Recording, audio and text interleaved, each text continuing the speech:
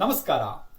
ಹಲವಾರು ಕನಸುಗಳು, ಒಂದಿಷ್ಟು ನೆನಪುಗಳು, ಜೊತೆಯಲ್ಲೇ ನೂರಾರು ಕಲಿಕೆಯ ಪಾಠಗಳು, ಇದೆಲ್ಲದರ ಒಟ್ಟು ಹರಟೆ ನಮ್ಮ ಕನೆಕ್ಟೆಡ್ ಕಲಿಯೋಣ. ಇವತ್ತು ನಮ್ ಜೊತೆಗಿದ್ದಾರೆ ಬಂಗಾರಪೇಟೆಯಲ್ಲಿ ತಮ್ಮ ಸ್ಕೂಲಿಂಗ್ ಮುಗಿಸ್ಕೊಂಡು KGF ನಲ್ಲಿ ಇಂಜಿನಿಯರಿಂಗ್ ಮಾಡಿ ಬೆಂಗಳೂರಿನಲ್ಲಿ ಕ್ರಿಯೇಷನ್ಸ್ ಎನ್ನುವ ತಮ್ಮ ಸ್ವಂತ ಸಂಸ್ಥೆಯನ್ನ ಸ್ಥಾಪಿಸಿರುವಂತ ಅಭಿರಾಮ್ ಚಂದ್ರಮೋಹನ್. ಅಭಿರಾಮ್ ಈಗ ಕ್ರಿಯೇಷನ್ಸ್ ನ MD ಆಗಿ ಕಾರ್ಯನಿರ್ವಹಿಸ್ತಾ ಇದ್ದಾರೆ.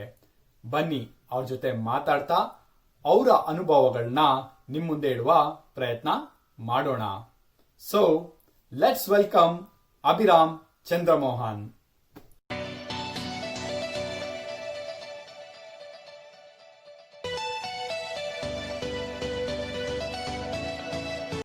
ಹೇ, hi Abhiram, welcome to Connected Kaliyona. ಹೇಗಿದ್ದೀರಾ? ಹಾಯ್ ದೀಪಕ್, ಚೆನ್ನಾಗಿದ್ದೀನಿ. ನೀವ್ ಹೇಗಿದ್ದೀರಾ? ನಾನು ಆರಾಮು.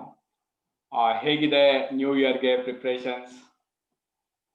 ಏನಿಲ್ಲ, ಒಂದೆರಡು ಪ್ರಾಡಕ್ಟ್ ರಿಲೀಸ್ಗಳಿದೆ. ಸೊ ನ್ಯೂ ಇಯರ್ ಅಲ್ಲಿ ಧಮಾಕ ಆಗೋ ಎಲ್ಲಾ ಚಾನ್ಸಸ್ ಇದೆ. ಸೊ ನೈಸ್ ನೈಸ್, ಒಳ್ಳೆ ಬಿಗಿನಿಂಗ್ ಅಂತ ಅನ್ಸುತ್ತೆ. ಹಾಗಾದ್ರೆ 2021 nice to here.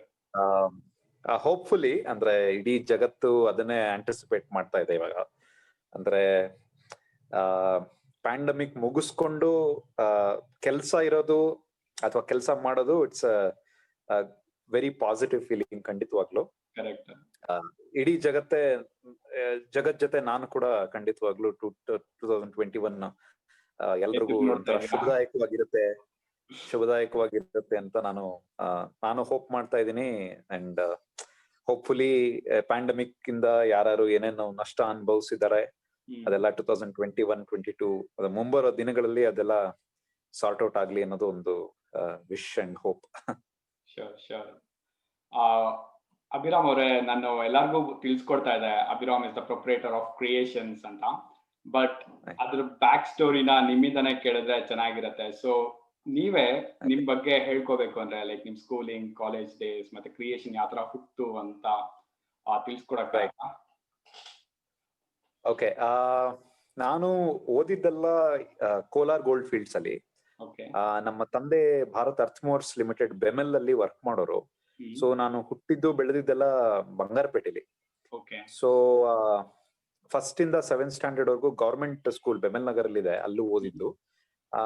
8th 9th 10th BEML composite junior college ಅಂತ ಬೆಮೆಲ್ ಅವರೇ ನಡೆಸುವಂತ ಒಂದು ಹೈಸ್ಕೂಲ್ ಅಲ್ಲಿ ನಾನು ಹೈಸ್ಕೂಲ್ ಮಾಡಿದೆ 2 ವರ್ಷ. ಆಮೇಲೆ PUCಗೆ 11th and 12th, ನಮ್ಗೆಲ್ಲ PUC ಅಂತ ಕರೆಯೋರು, ಇವಾಗ 11th and 12th ಅಂತಾರೆ.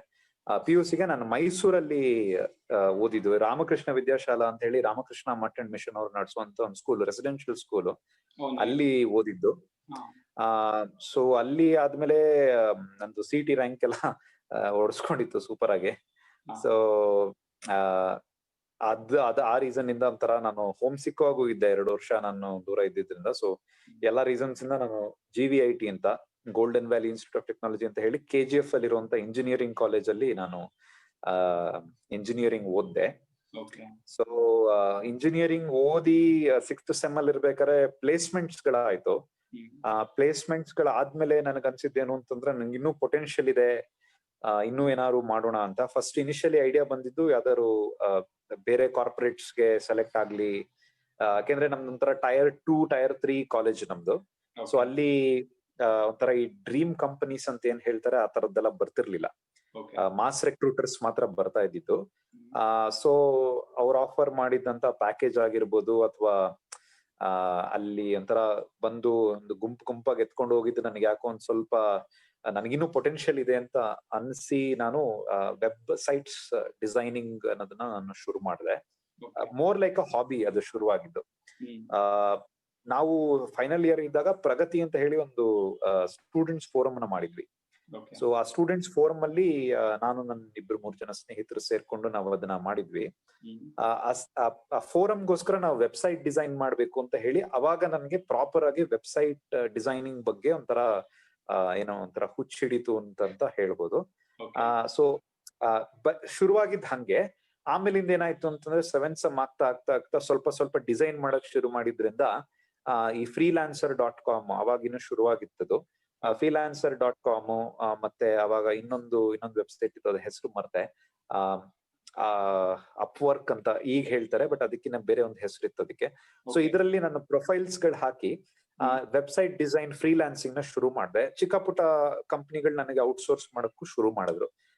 ಸೊ ಅವಾಗ ನನಗೆ ತಲೆಗೆ ಬಂದಿದ್ದ ಐಡಿಯಾ ಏನು ಅಂತಂದ್ರೆ, ನಾನು ಇದನ್ನ ವೃತ್ತಿಯಾಗೆ ತಗೋಬಹುದು ಖಂಡಿತವಾಗ್ಲು ಅಂತ ಅನ್ನಿಸ್ತು. ನನ್ಗಿಬ್ರು ಸ್ನೇಹಿತರಿದ್ರು. ಸೊ ಅವ್ರಿಗೆ ನಾನು ಈ ಐಡಿಯಾ ಹೇಳ್ದೆ, ಅಂದ್ರೆ ಒಂದು ಪ್ರಾಡಕ್ಟ್ ರೆಡಿ ಮಾಡೋಣ ಅಂತ ಹೇಳಿ ನಾವು ಫೈನಲ್ ಇಯರ್ ಇದ್ದಾಗ ನಾನು ಹೇಳ್ದೆ. ಅವರು ವ್ಯಾಲಿಡೇಟ್ ಮಾಡಿದ್ರು ಐಡಿಯಾನ. ಸೊ ಐಡಿಯಾನ ಶುರು ಮಾಡಿದ್ವಿ. ಅದೇ ಇಂಜಿನಿಯರಿಂಗ್ ಮುಗಿತೆ 2009 ಅಲ್ಲಿ 8 ರಿಸೆಷನ್ ಇಂದ ರಿಕವರ್ ಆಗ್ತಿತ್ತು ಇಂಡಸ್ಟ್ರಿ ಇನ್ನು. ಸೊ ಹಾಗಾಗಿ ನಮ್ಗೆ ಕಾಲೇಜಿಂದ ನಾವು ಹೊರಗ್ ಬರೋದಕ್ಕೂ ಕಂಪನಿ ಕರೆಯೋದಕ್ಕೂ ಒಂದ್ ಸ್ವಲ್ಪ ಡಿಫ್ರೆನ್ಸ್ ಇತ್ತು. ಅಂದ್ರೆ ಇಮಿಡಿಯೇಟ್ ಆಗಿ ನಮ್ಗೆ ಅಪಾಯಿಂಟ್ಮೆಂಟ್ ಲೆಟರ್ಸ್ ಕೊಟ್ಟಿರ್ಲಿಲ್ಲ. ಒಂದು 3-4 ತಿಂಗಳು ಏನೋ ಒಂದು ಗ್ಯಾಪ್ ಇತ್ತು ನಮ್ಗೆ. ಸೊ ಹಾಗಾಗಿ ಆ ಗ್ಯಾಪ್ ಅಲ್ಲಿ ಏನಾದ್ರು ಮಾಡೋಣ ಅಂತ ನಾವು ಶುರು ಮಾಡಿದ್ವಿ. ಒಂದು ರೇಂಜ್ಗೆ ಸಕ್ಸಸ್ಫುಲ್ ಆಯ್ತು, ಬಟ್ ಅಂದ್ರೆ commercially it was a very unsuccessful venture. ಅಂದ್ರೆ ನಾವ್ ಏನೇನೋ ದುಡ್ಡು ಹಾಕಿದ್ವಿ ಅದು ಯಾವ್ದು ರಿಕವರ್ ಆಗ್ಲಿಲ್ಲ. ಸೊ ಹಾಗಾಗಿ ಅದು ಕಂಟಿನ್ಯೂ ಆಗಲ್ಲ ಅನ್ನೋ ಒಂಥರ ದ್ವಂದ್ವದಲ್ಲಿ ಒಬ್ಬ partner he decided hill join the corporate. ಅಷ್ಟೊತ್ತಿಗೆ ಅವ್ರಿಗೆ ಆಫರ್ ಲೆಟರ್ ಅಂದ್ರೆ ಅಪಾಯಿಂಟ್ಮೆಂಟ್ ಡೇಟ್ಸ್ ಬಂದಿತ್ತು. ಸೊ ಹಾಗಾಗಿ ಅವ್ರು ಹೋದ್ರು. ಇನ್ನೂ 1 ವರ್ಷ ಬಿಟ್ಟು ಇನ್ನೊಬ್ಬ ನನ್ನ ಪಾರ್ಟ್ನರ್ ಇದ್ದವನು ಸಹ ಅವನು ಇನ್ನು ಕಾರ್ಪೊರೇಟ್ ಇದಕ್ಕೆ ಹೋಗಿ ಐ ಸ್ಟೇಡ್ ಬ್ಯಾಕ್. ನಾನು ಒಬ್ಬ ಆಂಟರ್ಪ್ರನರ್ ಆಗಿ ಐ ಸ್ಟೇಡ್ ಬ್ಯಾಕ್. ಅಲ್ಲಿಂದ 2009 ಶುರುವಾಗಿದ್ದ ಜರ್ನಿ. ಏನೋ ಫಸ್ಟ್ ಬರೀ ಏನೋ ಒಂದು ಪ್ರಾಡಕ್ಟ್ ಮಾಡೋದಕ್ಕೆ ಶುರು ಮಾಡಿದ್ವಿ. Unfortunately it got into lot of Mandal.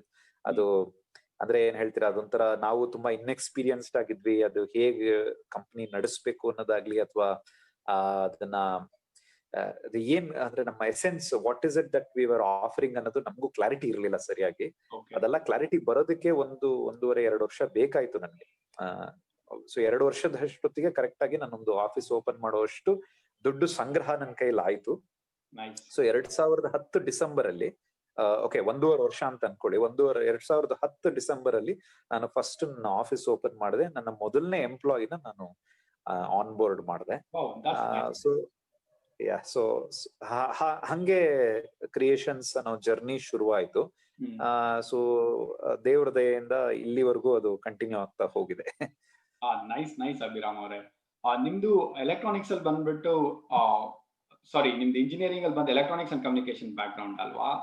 ನಿಮ್ಗೆ ಪ್ರಗತಿ ಅನ್ನೋ ಒಂದು ಇನಿಷಿಯೇಟಿವ್ ಶುರು ಮಾಡಿದ್ರಿಂದ ವೆಬ್ಸೈಟ್ಸ್ ಕಡೆ you diverted yourself. So ನಿಮ್ಗೆ ಅನ್ಸಿದ್ಯಾ ಯಾವ್ದಾದ್ರು ನನಗೆ ಕಂಪ್ಯೂಟರ್ ಸೈನ್ಸ್ ಬ್ಯಾಕ್ ಗ್ರೌಂಡ್ ಇದ್ದಿದ್ರೆ ಇನ್ನ ಇಟ್ ವುಡ್ ಹ್ಯಾವ್ ಹೆಲ್ಪ್ಡ್ ಅಂತ ಅನ್ಸ್ತಿದ್ಯಾ? ಆದ್ರೆ ಇವಾಗ ನಾನು ಏನ್ ಮಾಡ್ತಾ ಇದ್ದೀನಿ, ನಾನು ಏನ್ ಓದಿದ್ದೀನಿ ಅದಕ್ಕೆ ಎರಡಕ್ಕೂ ಸಂಬಂಧ ಇಲ್ಲ. At the same time engineering ಅಲ್ಲಿ ಏನು ಸ್ಕಿಲ್ ಇಂಪಾರ್ಟ್ ಆಗುತ್ತೆ ವರ್ಸಸ್ ಇಂಡಸ್ಟ್ರಿಯಲ್ಲಿ ನಾವೇನು ಮಾಡ್ತೀವಿ ಅದಕ್ಕೂ ಇದಕ್ಕೂ ಅಜಗಜಾಂತರ ವ್ಯತ್ಯಾಸಗಳಿದೆ. ಅಂದ್ರೆ ಈಗ ತುಂಬಾ ದೊಡ್ಡ ಗ್ಯಾಪ್ ಇದೆ. ಅಂದ್ರೆ ಏನ್ ಹೇಳ್ತೀರಾ, ಒಂಥರ ನಮ್ಮ ದೇಶದ ದುರ್ದೈವ ಅಂತ ಹೇಳ್ಕೋಬಹುದು ಅದನ್ನ. ಯಾಕೆಂದ್ರೆ ಇನ್ನೂ ಯೂನಿವರ್ಸಿಟೀಸ್ ತುಂಬಾ ಟ್ರೈ ಮಾಡ್ತಿದ್ದಾರೆ, ಖಂಡಿತವಾಗ್ಲೂ ಇಲ್ಲ ಅಂತಲ್ಲ. ಆದ್ರೆ ಇನ್ನೂ ದೊಡ್ಡ ಗ್ಯಾಪ್ ಇದೆ. ಏನಾಗ್ಬೇಕು, academia should fuel industry growth. Industry should not fuel academia growth. Academics basically institutions ನಮಗ್ ಹೇಳ್ಬೇಕು, ನೀವ್ ಈ ತರ ಟೆಕ್ನಾಲಜಿ ಯೂಸ್ ಮಾಡಿ ಅಂತ ಹೇಳ್ಬೇಕು. ಇವಾಗ ಏನಾಗ್ತದೆ, ರಿವರ್ಸ್ ಅಲ್ಲಿ ಇದೆ. ಅಫ್ಕೋರ್ಸ್ ಇನ್ನು ಸ್ವಲ್ಪ ವರ್ಷಗಳಲ್ಲಿ ಅದನ್ನ ಮ್ಯಾಚ್ ಮಾಡುವಂತ ಪ್ರತಿಯೊಂದು ಸ್ಟೆಪ್ಸ್ ನ ತಗೋತಿದ್ದಾರೆ, ಫೇರ್ ಎನಫ್. ಸೊ ನನಗೆ ತುಂಬಾ ಏನು ಡಿಫ್ರೆನ್ಸ್ ಅನ್ಸೋದಿಲ್ಲ. ಅಂದ್ರೆ ನಾನು ಕಂಪ್ಯೂಟರ್ ಸೈನ್ಸ್ ಓದಿದ್ರು ಸಹ ನಾನು ಏನ್ ಮಾಡ್ತಾ ಇದ್ದೀನಿ ಅದು ನಾನು ಏನಿವಾಗ ನನ್ನ ಸ್ಕಿಲ್ಸ್ ನ ಕರಗತ ಮಾಡ್ಕೊಂಡಿದೀನಿ, ಅದು ಅದರದೇ ಆದಂತ ಒಂದು ಲರ್ನಿಂಗ್ ಕರ್ವ್ ಖಂಡಿತವಾಗ್ಲೂ ನನಗೆ ಇಂಡಸ್ಟ್ರಿಯಲ್ಲಿ ಇರ್ತಿತ್ತು. ಪ್ರಾಬಬ್ಲಿ ಒಂದ್ ಸ್ವಲ್ಪ ಇಂಟ್ರೊಡಕ್ಷನ್ ಆಗ್ತಿತ್ತು ಅನ್ಸುತ್ತೆ. ಇವಾಗ ನನಗ್ ಜ್ಞಾಪಕ ಇದ್ದಂಗೆ ನಮ್ಮ ಬ್ಯಾಚ್ ಅಲ್ಲಿ ಜಾವಾ ಲ್ಯಾಬ್ ಇರ್ಲಿಲ್ಲ. ನಮ್ ಜೊತೆ ಯಾರು ಸಹಪಾಠಿಗಳು ಈ ಕಂಪ್ಯೂಟರ್ ಸೈನ್ಸ್ ತಗೊಂಡಿದ್ರು ಅವರು ಜಾವಾ ಥಿಯರಿಟಿಕಲಿ ಕಲ್ತಿದ್ರು, ಲ್ಯಾಬ್ ಕಲ್ತಿಲ್ಲ. ಥಿಯರಿಟಿಕಲಿ ಜಾವಾ ಕಲಿಯೋದು ನನ್ನ ಪ್ರಕಾರ ನನ್ಗೆ ಯಾರನ್ನೂ ಅಫೆಂಡ್ ಮಾಡಕ್ ಇಷ್ಟ ಇಲ್ಲ, but it's a joke. Theoretically Java ಕಲಿಯೋದ್ರಲ್ಲಿ ಮೀನಿಂಗ್ ಇಲ್ಲ. It's practically implementable stuff. ಯಾವುದು any programming for that matter ಅದು ಇಂಪ್ಲಿಮೆಂಟ್ ಮಾಡುವಂಥದ್ದು. ಸೊ ಲ್ಯಾಬ್ ಇಲ್ಲ ಅಂತಂದ್ರೆ ಥಿಯರಿಟಿಕಲಿ ನಾನು ಸಿಂಟ್ಯಾಕ್ಸ್ ಕಲಿಬೋದೇ ಹೊರತು ಸಿಮ್ಯಾಂಟಿಕ್ಸ್ ನ ಅರ್ಥ ಮಾಡ್ಕೊಳ್ಳೋದು ಕಷ್ಟ, ಅದು it's not probable. So HTML ಅಷ್ಟೇ, HTML ಅವರೆಲ್ಲ 2.1 3.8 ಏನೋ ಕಲಿತಾ ಇದ್ರು. ನಾವು ಬ್ಯಾಚ್ ಔಟ್ ಆಗೋಷ್ಟೊತ್ತಿಗೆ ಆಲ್ರೆಡಿ HTML5 ಮಾರ್ಕೆಟ್ ಅಲ್ಲಿ ಇತ್ತು. ಸೊ ಅಂದ್ರೆ ಗ್ಯಾಪ್ ತುಂಬಾ ಜಾಸ್ತಿ. ಅಂದ್ರೆ ಇವಾಗ HTML 3.8ಗೂ 5ಗೂ ಅಜಗಜಾಂತರ ವ್ಯತ್ಯಾಸಗಳಿದೆ. ಸೊ ಅಂದ್ರೆ HTML5 ತುಂಬಾ ರೆವಲ್ಯೂಷನೈಸ್ ಮಾಡ್ತು ಇಂಡಸ್ಟ್ರಿನ. So to answer your question, ನಂಗೆ ತುಂಬಾ ಏನು ಅನ್ಸಿಲ್ಲ, ಆ ಕೊರತೆ ಅಂತ ಅನ್ಸಿಲ್ಲ. ತುಂಬಾ ಇಂಪಾರ್ಟೆಂಟ್ ಆಗಿರೋ ವಿಚಾರ ಏನು ಅಂತಂದ್ರೆ, ನಮ್ಮ batch of electronics and communication ನನಗೆ ತುಂಬಾ ಜೀವನದಲ್ಲಿ ತುಂಬಾ ಒಳ್ಳೆ ಸ್ನೇಹಿತರನ್ನ ಕೊಟ್ಟಿದೆ. ಬೇರೆ ಬ್ರಾಂಚ್ ಅಲ್ಲಿ ಇಲ್ಲ ಅಂತ ನಾನು ಹೇಳ್ತಿಲ್ಲ, ನನಗೆ ತುಂಬಾ ಒಳ್ಳೆ ಅಂದ್ರೆ ಜೀವ ಸ್ನೇಹಿತರನ್ನ ಕೊಟ್ಟಿದ್ದಾರೆ. ಸೊ ಇದು I am for ever grateful. So ನಾನು ಎಲೆಕ್ಟ್ರಾನಿಕ್ಸ್ ತಗೊಂಡಿರ್ಲಿಲ್ಲ ಅಂದಿದ್ರೆ ಪ್ರಾಬಬ್ಲಿ ಆ ಸ್ನೇಹಿತರನ್ನೆಲ್ಲ ನಾನು ಮೀಟ್ ಮಾಡ್ತಿರ್ಲಿಲ್ಲ. ಸೊ ಸ್ಕಿಲ್ ಬರ್ಲಿಲ್ಲ ಅಂದ್ರೂ ಚಿಂತೆ, ಎಲ್ಲ ಸ್ನೇಹಿತರು ಸಿಕ್ಕರು. ಸೊ ಆಕ್ಚುಲಿ ಅಭಿರಾಮ್, ನಾನು ನಿಮ್ನ ಕೇಳ್ಬೇಕಾಗಿತ್ತು, ಇವಾಗಾದ್ರೂ like startup scene as evolved, ಸ್ವಲ್ಪ ಜನಕ್ಕೆ ಸ್ಟಾರ್ಟ್ಅಪ್ ಅಂದ್ರೆ ಏನು ಅಂತ ಗೊತ್ತಿದೆ, ಕೆಲವೊಂದು ಸಕ್ಸಸ್ ನೋಡಿದ್ದಾರೆ, ಅದರಿಂದ ಧೈರ್ಯ ಮಾಡಿ ಸ್ಟಾರ್ಟ್ಅಪ್ಸ್ ಬರ್ತಾರೆ. ಬಟ್ ಪ್ರಾಬ್ಲಿ ನೀವು ಹೇಳಿದಾಗೇನೆ 2009-10 scene was like very brittle. ಅವಾಗ ತಾನೇ ರಿಸೆಷನ್ ಆಗಿತ್ತು. Everybody was with a mindset of okay IT ಏನೋ is that an okay .NET bubble ತರ ಆಯ್ತಲ್ಲ 2000s ಅಲ್ಲಿ. ಅದೇ ತರ 2008-10 ಅಲ್ಲಿ IT ಅಷ್ಟೇನಾ ಕತೆ ಅನ್ನೋ ಟೈಮಲ್ಲಿ you saw that as an opportunity and you went around it. But ಇವತ್ತು ನೀವು ನೋಡಿದ್ರೆ ಆಲ್ಮೋಸ್ಟ್ ಎ ಡೆಕೇಡ್. ಸೊ ನಿಮ್ಮ ಸ್ಟಾರ್ಟ್ಅಪ್ ಜರ್ನಿನ ನೀವು ಹಿಂದೆ ತಿರುಗಿ ನೋಡಿದಾಗ ನಿಮ್ಗೆ ಏನಂತ ಅನ್ಸುತ್ತೆ? Over the 10 years how do you see it and ನಿಮ್ಮ ಮೇಜರ್ ಮೈಲ್ ಸ್ಟೋನ್ಸ್ ಅಂತ ನೀವು ಯಾವ್ದನ್ನ ಗುರುತಿಸ್ತೀರಾ? ನೀವ್ ಹೇಳಿದ್ದು ಖಂಡಿತವಾಗ್ಲೂ ನಿಜ. ಅಂದ್ರೆ 2009-10 ಟೈಮಲ್ಲೆಲ್ಲ ಸ್ಟಾರ್ಟ್ಅಪ್ ಅನ್ನೋ ವರ್ಡು ಫಾರ್ಮ್ ಆಗಿರ್ಲಿಲ್ಲ ಅನ್ಸುತ್ತೆ. ಅಂದ್ರೆ ಇಂಡಿಯನ್ ಎಕೋಸಿಸ್ಟಮ್ ಅಲ್ಲಿ ಒಂದು ಸ್ಟಾರ್ಟ್ಅಪ್ ಅಥವಾ ಅದಕ್ಕೊಂದು ರೂಪರೇಖೆಗಳನ್ನ ನಾವು ಹಾಕ್ಬೋದು, ಅಥವಾ ಒಂದು ನಂಬಿಕೆ ಇಟ್ಟು ಅವ್ರ ಮೇಲೆ ದುಡ್ಡು ಇನ್ವೆಸ್ಟ್ ಮಾಡುವಂತ ಒಂದು ಏನಿದೆ ಐಡಿಯಾಲಜಿ ಇವಾಗ ಏನಿದೆ, ಅದು ಖಂಡಿತವಾಗ್ಲೂ 2009-10 ಟೈಮಲ್ಲಿ ಖಂಡಿತವಾಗ್ಲೂ ಇರ್ಲಿಲ್ಲ. ನನಗೆ ಏನ್ ಪ್ರಾಂಪ್ಟ್ ಆಗಿದ್ರೆ ಏನ್ ಹೇಳ್ತೀರ, ಅದೊಂಥರ ಇನ್ಸ್ಟಿಂಕ್ಟ್ ಅಂತ ಹೇಳ್ಬೋದು ಅಷ್ಟೇ. 2009-10 ಟೈಮಲ್ಲಿ ನನ್ ಒಂಥರ ಎನರ್ಜಿ ನನ್ಗೆ ಏನ್ ನಿತ್ತು, ನನ್ಗೆ ಅದನ್ನ ಯುಟಿಲೈಸ್ ಮಾಡ್ಕೋಬೇಕು, ನಾನು ಏನಾದ್ರು ಸಾಧನೆ ಮಾಡ್ಬೇಕು ಅನ್ನೋದೊಂದು ಮೈಂಡ್ ಸೆಟ್ ನನಗೆ ತುಂಬಾ ಸ್ಟ್ರಾಂಗ್ ಆಗಿದ್ದರಿಂದ ನಾನು ಇದು ಮಾಡಿದೆ. ಖಂಡಿತವಾಗ್ಲೂ ಇವಾಗಿದ್ದಿದ್ ಎಕೋಸಿಸ್ಟಮ್ ಅವಾಗಿದ್ದಿದ್ರೆ ಇನ್ನೂ ನನ್ನ ಗ್ರೋತ್ ಅಥವಾ ನನ್ನ ಕಂಪನಿ ಗ್ರೋತ್ ಸ್ವಲ್ಪ ಇನ್ನೂ ದೃಢವಾಗಿರ್ತಿತ್ತು. But no regrets. ಈಗ ಏನು ಅಂತಂದ್ರೆ ಆಗ ನಾವು ಜಂಪ್ ತಗೊಂಡಿದ್ರಿಂದ I think it was at the right time. Because ಏನು ಇವಾಗ ಡಿಜಿಟಲ್ ಮಾರ್ಕೆಟಿಂಗ್ ಅನ್ನೋದು ಈಗ ಒಂಥರ ತುಂಬಾ ಪ್ರೆವಲೆಂಟ್ ಆಗಿದೆ. ಅವಾಗಿನ್ನೂ ಅವೆಲ್ಲ ಹುಟ್ಟುತ್ತಾ ಇತ್ತು. ಸೊ ನಾವ್ ಯಾವ ಟೈಮಲ್ಲಿ ನಾವು ಇಂಡಸ್ಟ್ರಿಗೆ, ಅಂದ್ರೆ ನಾನು ನನ್ನ ಸ್ನೇಹಿತರು ಬಂದ್ವಿ, ಅದೆಲ್ಲ ತುಂಬಾ ಒಂಥರ ಕರೆಕ್ಟ್ ಟೈಮ್. ಅಂದ್ರೆ ಇವಾಗ ನಾವು 10 ವರ್ಷ ಎಕ್ಸ್ಪೀರಿಯನ್ಸ್ ಆಗಿರೋದ್ರಿಂದ ಎವಲ್ಯೂಷನ್ ಅನ್ನು ನೋಡಿದೀನಿ ನಾನು. ಎಸ್ಪೆಷಲಿ ಡಿಜಿಟಲ್ ಮೀಡಿಯಂ ಅಲ್ಲಿ ಎವಲ್ಯೂಷನ್ ಅನ್ನು ನೋಡಿದೀನಿ. ಅಂದ್ರೆ I been a part of that evolution ಅಂತ ಹೇಳ್ಕೊಳ್ಳೋದಕ್ಕೆ ನಿಜವಾಗ್ಲೂ ಐ ಫೀಲ್ ಹ್ಯಾಪಿ. ಬಿಕಾಸ್ 2009-10 ಟೈಮಲ್ಲಿ ಸೋಷಿಯಲ್ ಮೀಡಿಯಾ ಅಂದ್ರೆ ಅಥವಾ ಒಂದು ಸರ್ಚ್ ಮೀಡಿಯಾ ಅಂದ್ರೆ ಜನಗಳಿಗೆ ಅಷ್ಟು ಗೊತ್ತಿರ್ಲಿಲ್ಲ. Okay, that was the age of just dial. ಅವಾಗ ಒಂಥರ ಅಮೇಸಿಂಗ್ ಕಂಪನಿ, ಯಾರಪ್ಪ ಈ ತರ ಲೋಕಲ್ ಸರ್ಚ್ ಇಂಜಿನ್ ನ ಈ ತರ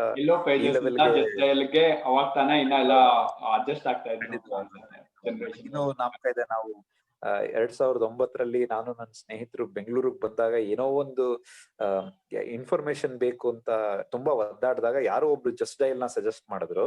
ಅಲ್ಲಿಗೆ ಫೋನ್ ಮಾಡಿ ಅವ್ರು ಕಳ್ಸಿದ SMS ಗಳು, ಅವ್ರು ಮಾಡಿದ ಕಾಲ್ಗಳು ನೋಡಿ ನಾವು ತುಂಬಾ ಒಂಥರ ಇಂಪ್ರೆಸ್ ಆಗ್ಬಿಟ್ಟಿದ್ವಿ. ಅಂದ್ರೆ ಲೋಕಲ್ ಸರ್ಚ್ ಇಂಜಿನ್ಗೆ ಅಷ್ಟೊಂದು ವ್ಯಾಲ್ಯೂ ಇದೆ ಅಂತ ನಮ್ಗೆ ಅವತ್ತೇ ಒಂಥರ ಅರ್ಥ ಆಗಿದ್ದು.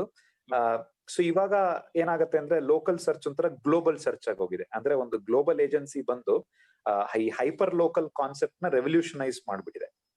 ಸೊ ಈ ಎವಲ್ಯೂಷನ್ ನ ನಾನು 10 ವರ್ಷದಿಂದ ನೋಡಿರೋದು ಒಂಥರ ನನ್ಗೆ it is been a very remarkable journey, not just for me, anybody. ಯಾರೋ 2009-10ರಲ್ಲಿ ಒಂದು ಡಿಜಿಟಲ್ ಏಜೆನ್ಸಿ ಯಾರು ಓಪನ್ ಮಾಡಿದ್ರೆ, ಅವ್ರ ಅಕಸ್ಮಾತ್ ಇಲ್ಲಿವರೆಗೂ ಅವರು ಎಕ್ಸಿಸ್ಟೆನ್ಸ್ ಅಲ್ಲಿ ಇದ್ರೆ ಅವರು 10 ವರ್ಷದ ಎವಲ್ಯೂಷನ್ ನ ನೋಡಿರ್ತಾರೆ.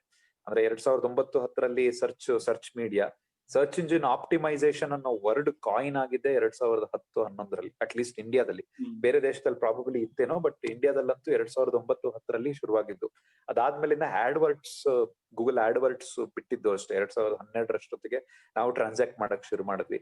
ಆಮೇಲಿಂದ ತುಂಬಾ ಪವರ್ಫುಲ್ ಆಗಿ ಬಂದಂತದ್ದು Facebook promotions, Twitter promotions, YouTube videos. ಇವಾಗ ಒಂಥರ ತುಂಬಾ ಡಿಜಿಟಲ್ ಕ್ಯಾಂಪೇನ್ ಅಂತಂದ್ರೆ ಎಲ್ಲಾ ಎಲಿಮೆಂಟ್ಸ್ ಇರುತ್ತೆ.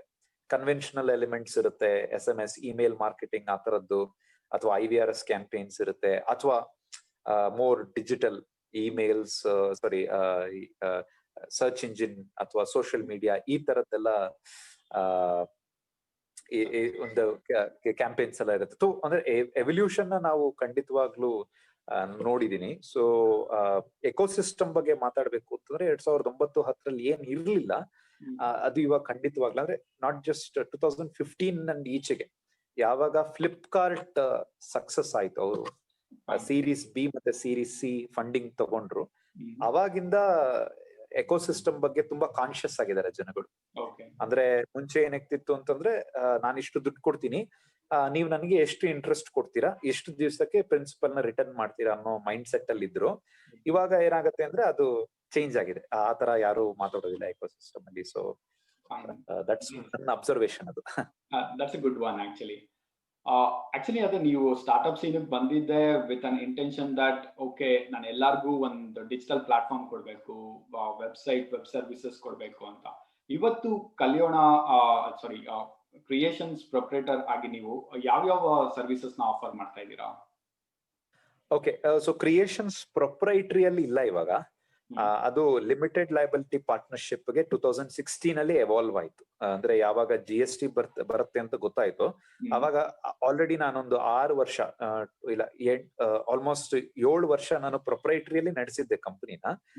ಸೊ ಇವಾಗ ಒಂದು ಲೆವೆಲ್ ಜಾಸ್ತಿ ಮಾಡೋಣ ಅಂದ್ರೆ 2016 ಅಲ್ಲಿ ಮೋದಿ ಗವರ್ಮೆಂಟ್ ಅವರು ಸ್ಟಾಂಡಪ್ ಇಂಡಿಯಾ, ಸ್ಟಾರ್ಟ್ಅಪ್ ಇಂಡಿಯಾ ಅಂತ ಹೇಳಿ ಒಂದು ಕಾನ್ಸೆಪ್ಟ್ ಮಾಡಿದ್ರು. ಬೇಸಿಕಲಿ ಇಂಡಿಯಾದಲ್ಲಿ ಸ್ಟಾರ್ಟ್ಅಪ್ ನ ಇನ್ನು ಎನ್ಕರೇಜ್ ಮಾಡೋದಕ್ಕೆ ಅಂತ ಒಂದು ಪ್ರೋಗ್ರಾಮ್ ಅದು. ಸೊ ಅದೆಲ್ಲ ನಾನು ಯೋಚನೆ ಮಾಡಿ 2016 ಅಲ್ಲಿ ಲಿಮಿಟೆಡ್ ಲಯಬಿಲಿಟಿ ಕಂಪನಿ ಒಂದು OB ಕ್ರಿಯೇಷನ್ಸ್ ವೆಬ್ LLP ಅಂತ ಹೇಳಿ ನಾನು ಆ ಕಂಪನಿಗೆ ಮ್ಯಾನೇಜಿಂಗ್ ಪಾರ್ಟ್ನರ್ ಆಗಿ ಶುರು ಮಾಡಿದ್ರೆ. ಕ್ರಿಯೇಷನ್ಸ್ ನಾನು ಅದೊಂಥರ ಅಡ್ವಾನ್ಸ್ಡ್ ವರ್ಷನ್, ಕ್ರಿಯೇಷನ್ಸ್ 2.0 ಅಂತ ಅನ್ಬೋದು ಅದನ್ನ. ಎಕ್ಸಾಕ್ಟ್ಲಿ. ಸೊ ಅದನ್ನ ಇದ್ ಮಾಡಿದೆ. ಸೊ ನಾನು ಪ್ರೊಪ್ರೈಟರ್ ಅಲ್ಲ, not A proprietor anymore. So ಇವಾಗ ಮ್ಯಾನೇಜಿಂಗ್ ಪಾರ್ಟ್ನರ್ ಇದರಲ್ಲಿ ರೋಲ್ ಅಲ್ಲಿ, ಕೆಪಾಸಿಟಿಯಲ್ಲಿ ನಾನು ಇದರಲ್ಲಿ ಕೆಲಸ ಮಾಡ್ತೀನಿ.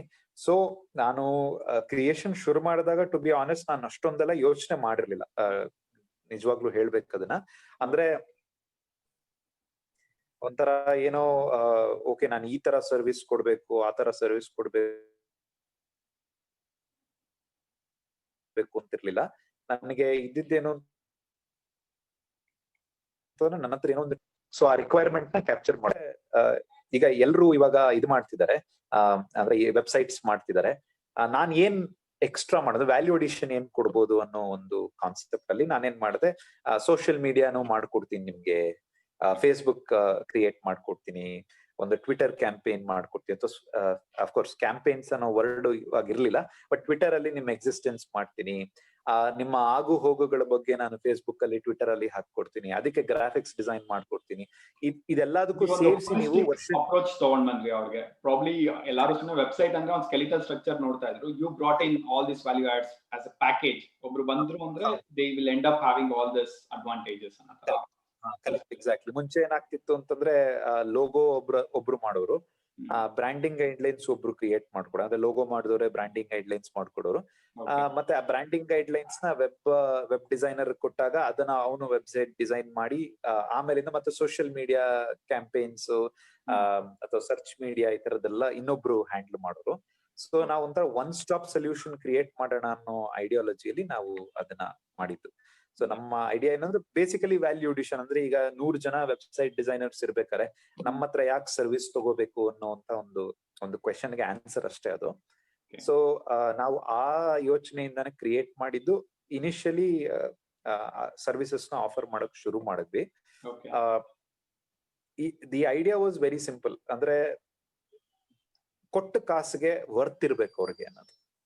ಓಕೆ, ಲೆಟ್ ದೆಮ್ ಅಂದ್ರೆ ಎಂಜಾಯ್ ಅಂದ್ರೆ ಅವಾಗ ನಾನು ವೆಬ್ಸೈಟ್ಸ್ ಡಿಸೈನಿಂಗ್ ಎಲ್ಲ ಶುರು ಮಾಡಿದಾಗ ಇವಾಗಿರೋಷ್ಟು ಫ್ಲೂಯಿಡ್ ಇರ್ಲಿಲ್ಲ ಮಾರ್ಕೆಟ್. ಸ್ವಲ್ಪ ಒಂಥರ ರಿಜಿಡ್ ಆಗಿತ್ತು. ಯಾವ್ದೋ ಅಲ್ಲೊಂದ್ ಕಂಪನಿ ಇಲ್ಲೊಂದ್ ಕಂಪನಿ ಮಾಡೋರಷ್ಟೇ ಡಿಸೈನ್ಸ್ನೆಲ್ಲ. ನಾವು ಅದನ್ನೆಲ್ಲ ಒಂದ್ ಸ್ವಲ್ಪ ಮೋರ್ ಫಾರ್ಮುಲೇಟೆಡ್ ವರ್ಷನ್ಸ್ ಅಲ್ಲಿ ನಾವು ಇದ್ ಮಾಡೋದಕ್ಕೆ ಶುರು ಮಾಡಿದ್ವಿ. ಅಂದ್ರೆ ಸರ್ವಿಸಸ್ ಆಫರ್ ಮಾಡೋದಕ್ಕೆ ಶುರು ಮಾಡಿದ್ವಿ. then on it has been ಅಂದ್ರೆ ನನ್ನ pursuit has only been to kind of offer a good service. Okay. Value added service basically. ಅಂದ್ರೆ ಎಲ್ರೂ ಡಿಸೈನ್ ಮಾಡ್ತಾ ಇದ್ದಾರೆ, ನಾನು ಮಾಡೋದ್ರಿಂದ ಒಂದು ಇನ್ನೇನಾದ್ರು ನನ್ನ ಹತ್ರ ಬರೋದ್ರಿಂದ ಸ್ವಲ್ಪ ಇದಾಗ್ಲಿ, ಸೊ ದಟ್ ಕ್ಲೈಂಟ್ಸ್ ಅವ್ರಿಗೆ ಹೌದೌದು ಎಲ್ಲ ಖಂಡಿತವಾಗ್ಲೂ ಆಯ್ತು. ನನ್ಗೆ ನಾನು ಖಂಡಿತವಾಗ್ಲೂ ಒಬ್ಬರನ್ನ ನೆನೆಸ್ಕೋಬೇಕು. ಡಾಕ್ಟರ್ ಜಗದೀಶ್ ಅಂತ ಹೇಳಿ ನನ್ನ ಸ್ನೇಹಿತನ ಅಂಕಲ್ ಅವರು. ಅವರು dental surgeon I think is was dentist. ಅವ್ರದ್ದೊಂದು ಹೋಟೆಲ್ ಇತ್ತು MG ರೋಡ್ ಅಲ್ಲಿ, ಬ್ರಂಟನ್ ಈಸ್ಟರ್ ಅಂತ ಹೇಳಿ ಒಂದು ಹೋಟೆಲ್. ಆ ಹೋಟೆಲ್ಗೆ ನಾನು ಫಸ್ಟ್ ವೆಬ್ಸೈಟ್ ಡಿಸೈನ್ ಮಾಡಿದ್ದು. ಫಸ್ಟ್ 2010 ಸೆಪ್ಟೆಂಬರ್ ಅಲ್ಲಿ ನನಗೆ ಅದು ಫಸ್ಟ್ ಆರ್ಡರ್ ಬಂದಿದ್ದು. ಅದು ವೆಬ್ಸೈಟು ಮತ್ತೆ ಫೇಸ್ಬುಕ್ ಮತ್ತೆ ಇಮೇಲ್ ಕ್ಯಾಂಪೇನ್ಸ್ ಎಲ್ಲ ಅವ್ರಿಗೆ ಅದೆಷ್ಟು ಇದಾಯ್ತು ಅಂತಂದ್ರೆ, ಅವ್ರ ಫಂಡ್ ಮಾಡಿದ್ರಲ್ಲಿ ನಾನು ನನ್ನ ಫಸ್ಟ್ ಆಫೀಸ್ ಓಪನ್ ಮಾಡಿದೆ. ಅವರು ಏನ್ ನನಗೆ ಪೇಮೆಂಟ್ ಮಾಡಿದ್ರು ಅದೇ ಪೇಮೆಂಟ್ ನಾನು ಇನ್ಸ್ಟೆಡ್ ಆಫ್ ನಾನು ಖರ್ಚು ಮಾಡೋದ್ ಬದಲು ಒಂದು ಅಡ್ವಾನ್ಸ್ ಪೇ ಮಾಡಿ ಒಂದು ಇದನ್ನ ನಾನು ಶುರು ಮಾಡಿದೆ. 2010 ಡಿಸೆಂಬರ್ ಅಲ್ಲಿ ನಾನು ಮೊದಲನೇ ಆಫೀಸ್ ಓಪನ್ ಮಾಡಿದ್ದು. ಅವ್ರನ್ನ ಅಂದ್ರೆ ಅವ್ರಿಗೆ ಅದೆಷ್ಟು ಇಷ್ಟ ಆಯ್ತು ಸರ್ವಿಸ್ ನಂದು ಅಂತ ಹೇಳಿದ್ರೆ, ಅವರೇ ನನಗೆ ಹತ್ತತ್ರ ಒಂದು 8 ವೆಬ್ಸೈಟ್ಸ್ ಗಳನ್ನ ರೆಫರ್ ಮಾಡಿದ್ರು. ಅವರು ಇನ್ಸಿಡೆಂಟ್ಲಿ ಅಂದ್ರೆ ನನಗೂ ಅಂತ ಹೇಳ್ತೀರ ಒಂಥರ ಕಾಕತಾಳೀಯವಾಗಿ ಅವರು ಅದೇ ವರ್ಷ ಇಂಡಿಯನ್ ಡೆಂಟಲ್ ಅಸೋಸಿಯೇಷನ್ ಕರ್ನಾಟಕ ಚಾಪ್ಟರ್ಗೆ ಪ್ರೆಸಿಡೆಂಟ್ ಆದ್ರು. ಸೊ ಅವ್ರ ರೆಕಮೆಂಡೇಶನ್ ಮೇಲೆ Indian dental association Karnataka chapter website ಆಯ್ತು. ಮತ್ತೆ ಸಬ್ ಚಾಪ್ಟರ್ಸ್ ಗಳಿಗೂ ಶಿವಮೊಗ್ಗ ಮತ್ತೆ UK ಈ ತರ ಅಂದ್ರೆ ಉತ್ತರ ಕನ್ನಡ ಈ ತರ ಡಿಸ್ಟ್ರಿಕ್ಟ್ಸ್ ಎಲ್ಲ ವೆಬ್ಸೈಟ್ಸ್ ಗಳು ನನ್ನ ಹತ್ರ ಮಾಡಿದ್ರು. ಒಬ್ಬರಿಂದಾನೇ ನನಗೆ ಒಂದು 8 ವೆಬ್ಸೈಟ್. ಅಂದ್ರೆ ನಾನು ಏನ್ ವ್ಯಾಲ್ಯೂ ಅಡಿಷನ್ ಕೊಡ್ಬೇಕು ಅಂತ ಅನ್ಕೊಂಡಿದ್ದೆ ಅದು ಸಿಕ್ಕಿದೆ ಅವ್ರಿಗೆ. ಸೊ ಆ ಸಿಕ್ಕಿದ್ರಿಂದ ಅವರು ನನ್ನನ್ನ ರೆಫರ್ ಮಾಡಿದ್ರು. ಆ ರೆಫರೆನ್ಸ್ ಇಂದ ನನಗೆ ಒಂದು ಆಫೀಸ್ ಸೆಟಪ್ ಮಾಡ್ಕೊಳಕ್ಕಾಯ್ತು. ಒಬ್ಬ ಎಂಪ್ಲಾಯಿನ ಹೈರ್ ಮಾಡಿ ಅವ್ರಿಗೆ ಸ್ಯಾಲರೀಸು ನನ್ನ ಓವರ್ ಹೆಡ್ಸ್ ನ ಮೇಂಟೈನ್ ಮಾಡೋದಕ್ಕಾಯ್ತು.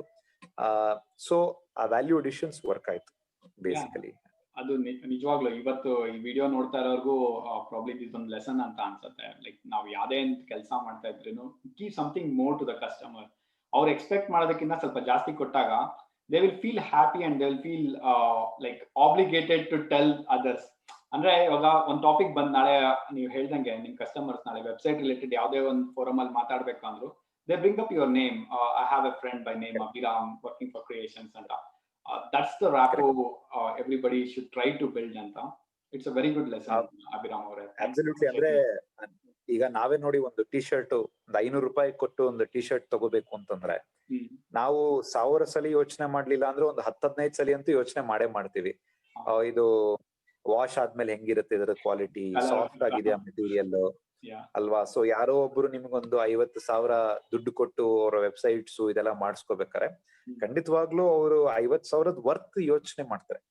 ಪ್ರಾಫಿಟ್ ಲೆಸ್ ಆಗಿ ಕೆಲಸ ಮಾಡಿ ಅಂತ ಯಾರಿಗೂ ಎಕ್ಸ್ಪೆಕ್ಟೇಷನ್ ಇರೋದಿಲ್ಲ.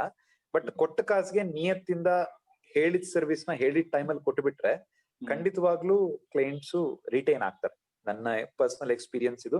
ಅಫ್ಕೋರ್ಸ್ ಒಂದೊಂದ್ಸಲಿ ಏನಾಗುತ್ತೆ ಅಂತಂದ್ರೆ ಕಮ್ಯುನಿಕೇಶನ್ ಗ್ಯಾಪ್ ಖಂಡಿತವಾಗ್ಲೂ ಬಂದೇ ಬರುತ್ತೆ. ಕ್ಲೈಂಟ್ಗೆ ನಿಮ್ಗೆ ಅವ್ರ ಎಕ್ಸ್ಪೆಕ್ಟೇಷನ್ಸ್ ಬೇರೆ ಇರುತ್ತೆ, ನೀವು ಅರ್ಥ ಮಾಡ್ಕೊಂಡಿರೋದು ಬೇರೆ ಆಗತ್ತೆ, ಅಥವಾ ಅವ್ರಿಗೆ ಒಂದು ಅಡ್ಯೂ ಎಕ್ಸ್ಪೆಕ್ಟೇಷನ್ಸ್ ಬಂದ್ಬಿಡತ್ತೆ ನಿಮ್ ಬಗ್ಗೆ. ಆ ಡಿಫ್ರೆನ್ಸಸ್ ಖಂಡಿತವಾಗ್ಲೂ ಇರುತ್ತೆ. ಬಟ್ ನೀವು ನಿಮ್ಮ ನಿಮ್ಮ ಕಾನ್ಶಿಯಸ್ ಅಲ್ಲಿ, ನಿಮ್ಮ ಮನಸ್ಥಿತಿಯಲ್ಲಿ ನೀವು ತಗೊಂಡಿರೋ ದುಡ್ಡಿಗೆ ಕರೆಕ್ಟ್ ಆಗಿ ವ್ಯಾಲ್ಯೂ ಕೊಟ್ಟಿದ್ದೀನಿ ಅನ್ನೋ ಮೈಂಡ್ ಸೆಟ್ ನಿಮಗಿತ್ತು ಅಂತಂದ್ರೆ ನಿಮ್ಮ ಟ್ರೂ ಕ್ಲೈಂಟ್ಸ್ ಯಾವ್ದಿರ ಅವರು ನಿಮ್ಮನ್ನ ಬಿಟ್ಟು ಬೇರೆ ಕಡೆ ಹೋಗೋದಿಲ್ಲ. ನನ್ನ personal experience. It's a fine line. It's a fine line. ಏನಾಗತ್ತೆ ಅಂತಂದ್ರೆ ಪ್ರಾಫಿಟ್ ಇರಬೇಕು, but at the same time ನೀವ್ ಏನ್ ದುಡ್ಡು ತಗೋತಿದ್ದೀರಾ ಅದಕ್ಕೆ ವ್ಯಾಲ್ಯೂ ಇರಬೇಕು. ನೀವು ₹100 ಯಾರ ಹತ್ರನಾದ್ರು ಚಾರ್ಜ್ ಮಾಡಿದ್ರಿ ಅಂದ್ರೆ ಇಡೀ 100 ಅವ್ರ ಮೇಲೆ ಸ್ಪೆಂಡ್ ಮಾಡಿ ಅಂತ ಯಾರು ಎಕ್ಸ್ಪೆಕ್ಟೇಷನ್ ಇಟ್ಕೊಂಡಿರಲ್ಲ. Because it is not practical. ನೀವು ಅದನ್ನ ಹೇಳಲೂಬಾರ್ದು, ನಾನು ₹100 ತಗೊಂಡಿದ್ದೀನಿ, ನಿಮ್ಗೆ ₹100 ಕೆಲಸ ಮಾಡ್ತಿದ್ದೀನಿ ಅಂತ. ದ ಫ್ಯಾಕ್ಟ್ ಇಸ್ ₹100 ತಗೊಂಡಿದ್ರೆ ನೀವು ₹80 ಕೆಲಸ ಮಾಡಿ, ₹20 ನೀವು ಪ್ರಾಫಿಟ್ ಇಟ್ಕೊಳ್ಳಿ, ಬೇಡ ಅಂತ ಹೇಳೋದಿಲ್ಲ ಯಾರು.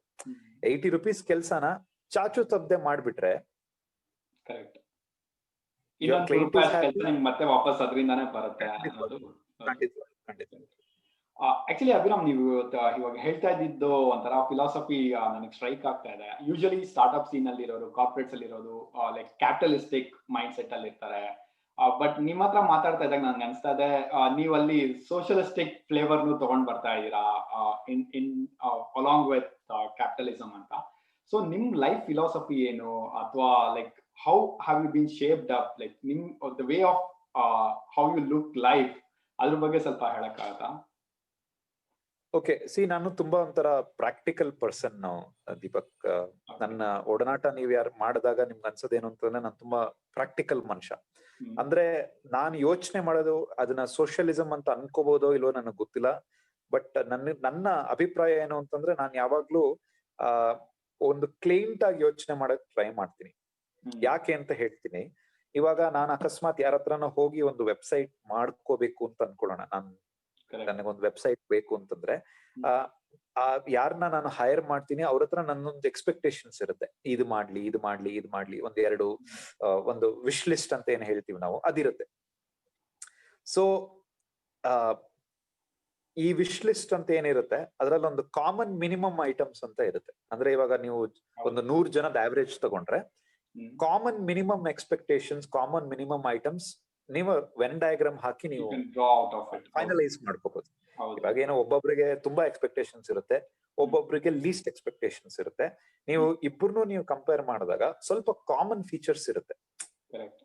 ಪ್ರೊಫೆಷನಲ್ ಆಗಿರ್ಲಿ, ಟೈಮ್ ಬೌಂಡ್ ಆಗಿ ಡೆಲಿವರಿ ಕೊಡ್ಲಿ, ಕಾಸ್ಟ್ ಎಫೆಕ್ಟಿವ್ ಆಗಿರ್ಲಿ, ಈ ತರದೆಲ್ಲ ಬೇರ್ ಮಿನಿಮಮ್ ಕಾಮನ್ ಮಿನಿಮಮ್ ಎಕ್ಸ್ಪೆಕ್ಟೇಷನ್ಸ್ ಏನಿದೆ ಅದನ್ನ ನಾವು ಯಾವಾಗ ಯೋಚನೆ ಮಾಡೋದಕ್ಕೆ ಶುರು ಮಾಡ್ತೀವಿ ಅವಾಗ ನಮ್ಗೆ ಅರ್ಥ ಆಗೋದೇನು ಅಂತಂದ್ರೆ, ನಾನು ಅಕಸ್ಮಾತ್ ಒಂದು ₹100 ಆಫ್ ಸರ್ವಿಸ್ ನಾನು ಸೇಲ್ ಮಾಡಿದೀನಿ ಅಂತಂದ್ರೆ ಆ ಕ್ಲೈಂಟ್ ಗೆ ಏನ್ ಎಕ್ಸ್ಪೆಕ್ಟೇಷನ್ಸ್ ಇದೆ ಅದನ್ನ ನಾನು 100% ಫುಲ್ಫಿಲ್ ಮಾಡ್ಲಿಲ್ಲ ಅಂತಂದ್ರು ಕಾಮನ್ ಮಿನಿಮಮ್ ಎಕ್ಸ್ಪೆಕ್ಟೇಷನ್ಸ್ ನಾನು ಫುಲ್ಫಿಲ್ ಮಾಡ್ಬಿಟ್ರೆ ಎಕ್ಸ್ಟ್ರಾ ಏನಿದೆ ಅದನ್ನ ನಾವು ಡೀಲ್ ಮಾಡ್ಬೋದು.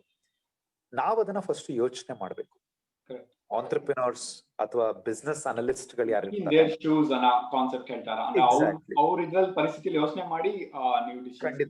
ಖಂಡಿತವಾಗ್ಲು you have to think as a client. ಒಬ್ಬ ಕ್ಲೈಂಟ್ ಹೇಗ್ ಯೋಚನೆ ಮಾಡ್ತಾನೆ ಆ ತರ ನಾವು ಯೋಚನೆ ಮಾಡ್ಲೇಬೇಕಾಗತ್ತೆ. ಯಾಕೆ ಯೋಚನೆ ಮಾಡ್ಬೇಕಾಗತ್ತೆ ಅಂತಂದ್ರೆ ಅವಾಗ ನಿಮ್ಗೆ ನಿಮ್ಮ ದೃಷ್ಟಿಕೋನ ಏನಾಗುತ್ತೆ ತುಂಬಾ ದೊಡ್ಡದಾಗುತ್ತೆ. ಇವಾಗ ತುಂಬಾ ಸಲ ಇದೆ, ಇಟ್ಸ್ ಅ ಕಾಮನ್ ಪ್ರಾಬ್ಲಮ್. ಇಂಡಸ್ಟ್ರಿಯಲ್ಲಿ ಇರೋರು ಎಲ್ರು ಹೇಳ್ತಾರೆ ಇದನ್ನ.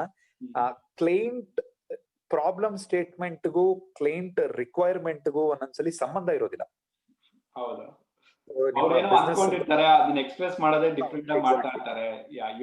ಅಂದ್ರೆ ಅವ್ರ ಪ್ರಾಬ್ಲಮ್ ಸ್ಟೇಟ್ಮೆಂಟೇ ಬೇರೆ ಇರುತ್ತೆ, ರಿಕ್ವೈರ್ಮೆಂಟೇ ಬೇರೆ ಇರುತ್ತೆ. ಯಾರು ಅನಲೈಸ್ ಮಾಡ್ತಾರಲ್ಲ, ಅದು ಬಿಸ್ನೆಸ್ ಅನಲಿಸ್ಟ್ ರೋಲ್ ಇರ್ತಾರಲ್ಲ, if they don't understand the problem statement and act upon the requirement, then the project will always go for a toss. ಅದು ವರ್ಕ್. ಯಾಕಂದ್ರೆ ಕ್ಲೈಂಟ್ ಪ್ರಾಬ್ಲಮ್ ಸ್ಟೇಟ್ಮೆಂಟೇ ಬೇರೆ ಇದೆ. ಅವ್ನ್ ಯಾಕಿದು ಅಂತಂದ್ರೆ ಕ್ಲೈಂಟ್ಗೆ he is not a technology driven person. he may not be. ಅವ್ರದ್ದು ಒಂದು technical team ಇರ್ಬೋದು, ಅವ್ರು ವರ್ಕ್ ಮಾಡ್ತಿರ್ಬೋದು, ಸರಿಯಾಗಿ ವರ್ಕ್ ಮಾಡಿಲ್ದೇ ಇರ್ಬೋದು. ಬಟ್ ನಾವು ಅರ್ಥ ಮಾಡ್ಕೋಬೇಕಾಗಿರೋದನ್ನು we have to always act on the problem statement. ಯಾವಾಗ ನಾವು ಆ ಪ್ರಾಬ್ಲಮ್ ನ ಅರ್ಥ ಮಾಡ್ಕೋತೀವಿ, ಅದರದ್ದು ರಿಕ್ವೈರ್ಮೆಂಟ್ ನಮಗೆ ಅರ್ಥ ಆದಾಗ okay this is what we propose. Solutions, ಒಂದು ಪ್ರಾಬ್ಲಮ್ಗೆ ಸೊಲ್ಯೂಷನ್ಸ್ ಕಂಡುಹಿಡಿಯೋದಿದೆಯಲ್ಲ ಅದೇ ಟ್ರಿಕ್. ಯಾವಾಗ ನೀವು ಒಂದು ಕ್ಲೈಂಟ್ ತರ ಯೋಚನೆ ಮಾಡ್ತೀರಾ ಅವಾಗ ನಿಮ್ಗೆ ಸೊಲ್ಯೂಷನ್ ಕಾಣಿಸ್ಬಿಡುತ್ತೆ. ಇವ್ರ ಪ್ರಾಬ್ಲಮ್ ಇದು, ನಾನ್ ಈ ತರ ಸೊಲ್ಯೂಷನ್ ಕೊಡ್ಬೇಕು. ಸೊ ಪ್ರಾಬ್ಲಮ್ ಜೊತೆಗೆ ನಿಮ್ಗೆ ಏನಾಗತ್ತೆ ಅಂತಂದ್ರೆ ನೀವ್ ಏನ್ ಕೆಲಸ ಮಾಡ್ಬೇಕು ಅನ್ನೋದೊಂದು ಕ್ಲಾರಿಟಿ ಬರುತ್ತೆ. ಆ ಇನ್ಸ್ಟಿಂಕ್ಟ್ ಇದೆಯಲ್ಲ ಅದನ್ನ ನೀವು ಯಾವತ್ತೂ ಒಂಥರ ಹುದುಗಿಡಬಾರ್ದು. ಏನು ಕಾರಣದಿಂದ ಅಂದ್ರೆ ದುಡ್ಡಿನ ರೀಸನ್ ಇರ್ಬೋದು, ಅಥವಾ ಇನ್ನೊಂದು ಏನೋ ಅಂದ್ರೆ ಲೈಕ್ ಏನಾಗುತ್ತೆ, ಒಂದು ಕಂಪನಿ ನಡೆಸ್ಬೇಕಾದ್ರೆ ನಿಮ್ಗೆ ಓವರ್ ಹೆಡ್ಸ್ ರಿಕ್ವೈರ್ಮೆಂಟ್ ನಡೀತಾ ಇರುತ್ತೆ.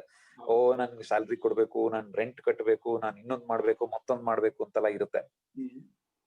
ಅದೆಲ್ಲದಕ್ಕೂ ನೀವು ಟ್ರೇಡ್ ಆಫ್ ಮಾಡಿ ಕ್ಲೈಂಟ್ ರಿಕ್ವೈರ್ಮೆಂಟ್ ನ ಬದಿಗೆ ಇಟ್ಬಿಟ್ರೆ ಏನಾಗುತ್ತೆ ಅಂದ್ರೆ project and your company will be flop, success ಆಗಲ್ಲ ಅದು.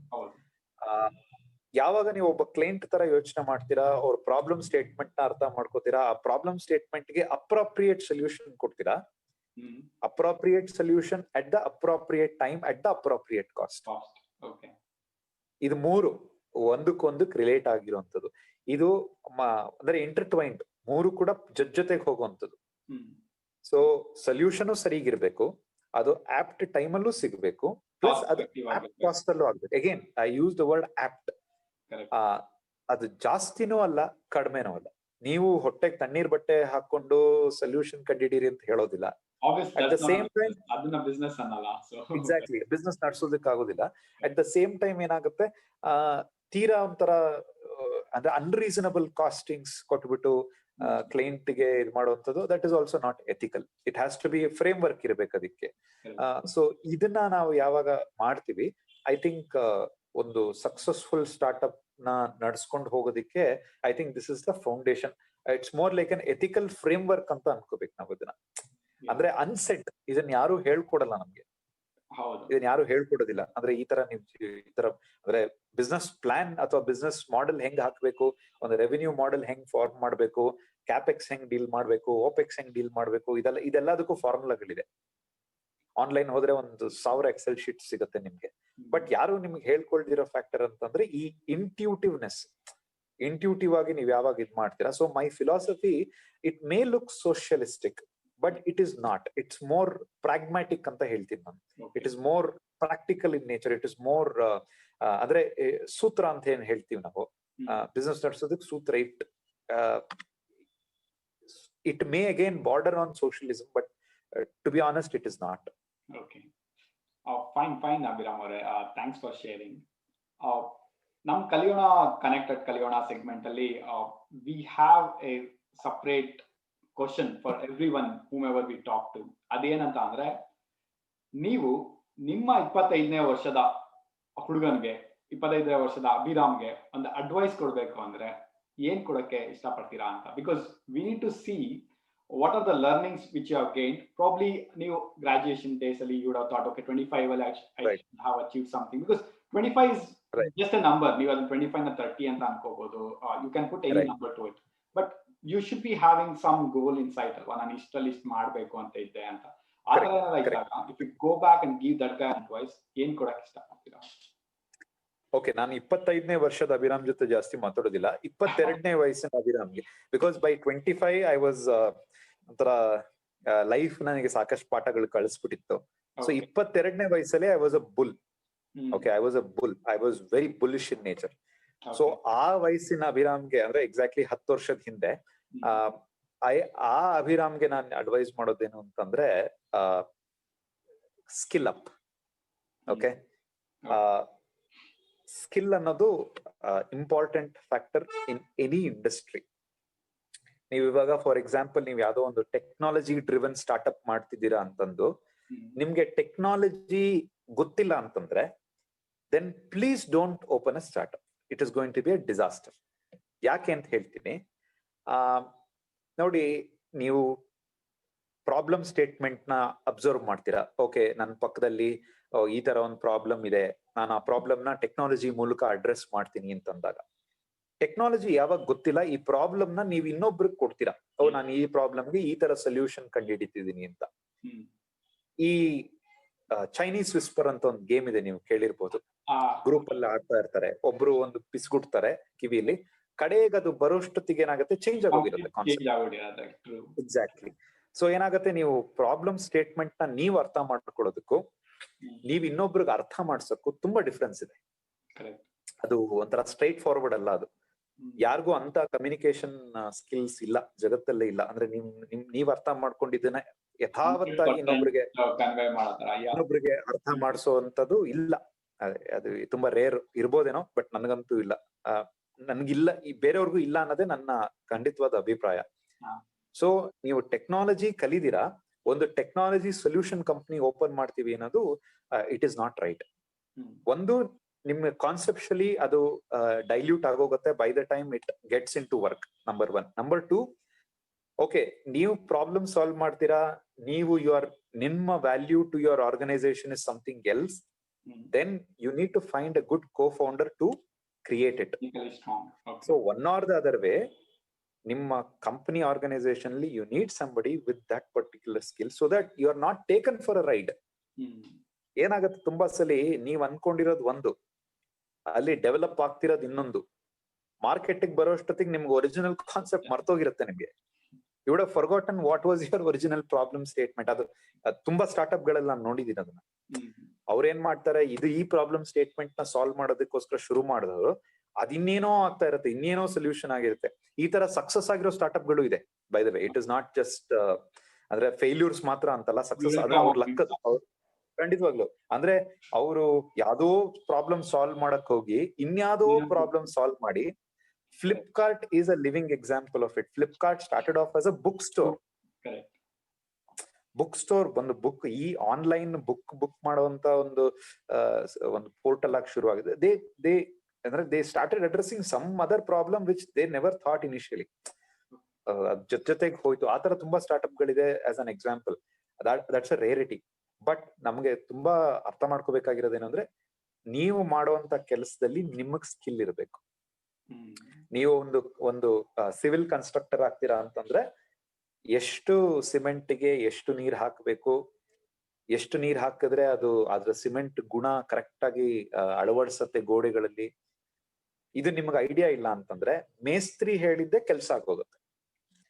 ಮೇಸ್ತ್ರಿ ಅವನ್ ಪಾಡಿಗೆ ಅವ್ನ ಇಷ್ಟ ಬಂದಂಗೆ ಕೆಲಸ ಮಾಡ್ಕೊಂಡು ಹೋಗ್ತಾನೆ. ಯಾಕೆ ಅಂತಂದ್ರೆ ನಿಮಗ್ ಗೊತ್ತಿಲ್ಲ.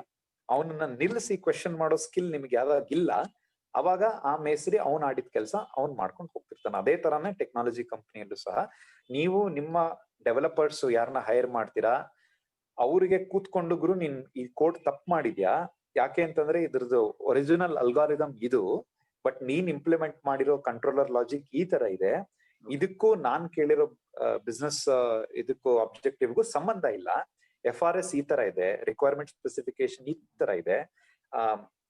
ಯಾವಾಗ ಈ ಸ್ಕಿಲ್ ನಿಮಗಿಲ್ಲ, ಡೆವಲಪರ್ ಅವ್ನ್ ಮಾಡಿದ್ದು ಕೆಲಸ ಅಂದ್ರೆ ಇಂಟೆಂಟ್ ನ ಕ್ವೆಶನ್ ಮಾಡ್ತಿಲ್ಲ. ಅಂದ್ರೆ ಎಲ್ಲ ಡೆವಲಪರ್ಸ್ ಒಂಥರ ಫ್ರಾಡ್ಸ್ ನಾನು ಹೇಳ್ತಿಲ್ಲ, ಖಂಡಿತವಾಗ್ಲೂ ಅವ್ರಿಗೂ ಕೆಲಸ ಮಾಡ್ಬೇಕು ಅಂತ ಇರುತ್ತೆ. ಆದ್ರೆ ಅವ್ರಿಗೆ ಏನ್ ಅರ್ಥ ಆಗತ್ತೆ ಅದ್ರ ತರ ಕೆಲಸ ಮಾಡ್ತಾರೆ ಹೊರತು ಅವರು ಅದನ್ನ ಸರಿ ಮಾಡೋದಕ್ಕೆ ನಿಮಗ್ ಸ್ಕಿಲ್ ಇರ್ಬೇಕು. ಸೊ ನನ್ನ 22ನೇ ಸೆಲ್ಫ್ ಅಭಿರಾಮ್ಗೆ ಬಿಕಾಸ್ 2013 ಈಚೆಗೆ ನಾನು ತುಂಬಾ ಸ್ಕಿಲ್ ಅಪ್ ಮಾಡ್ಕೊಂಡೆ. ಬಿಕಾಸ್ 2013 ವರೆಗೂ ತುಂಬಾ ನನಗೆ ಪ್ರಾಬ್ಲಮ್ಸ್ ಗಳಾಯ್ತು, ಡೆಲಿವರಿಯಲ್ಲಿ ಪ್ರಾಬ್ಲಮ್ಸ್ ಆಯ್ತು, ನಮ್ದು ಸರ್ವಿಸ್ ಕ್ವಾಲಿಟಿ ಚೆನ್ನಾಗಿರ್ಲಿಲ್ಲ, ದೊಡ್ಡ ಕ್ಲೈಂಟ್ಸ್ ನ ಹ್ಯಾಂಡಲ್ ಮಾಡುವಂತ ಒಂದು ಮೆಚುರಿಟಿ ಇರ್ಲಿಲ್ಲ ನಮ್ಗೆ.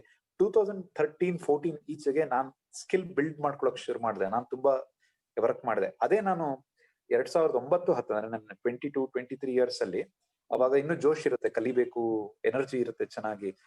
So one prime aspect that I want to tell my own self ಒಂದ್ 10 ವರ್ಷದ ಹಿಂದೆ ಅಂತಂದ್ರೆ ಸ್ಕಿಲ್ ಅಪ್.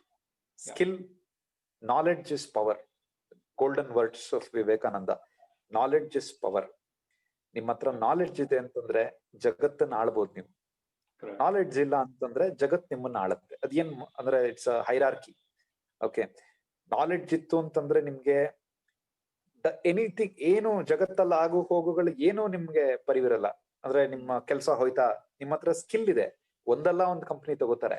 ಕಂಪನಿ ತಗೊಳ್ಳಿಲ್ವಾ, ನೀವೇ ಕಂಪನಿ ಶುರು ಮಾಡ್ಬೋದು. Because you have got the skills. Skill ಇಂದ ಕಾನ್ಫಿಡೆನ್ಸ್ ಬರುತ್ತೆ, not the other way round. Confidence ಇಂದ ಸ್ಕಿಲ್ ಬರಲ್ಲ, ಸ್ಕಿಲ್ ಇಂದಾನೆ ಕಾನ್ಫಿಡೆನ್ಸ್ ಬರುವಂತದ್ದು. ಎರಡನೇ ಇಂಪಾರ್ಟೆಂಟ್ ಫ್ಯಾಕ್ಟರ್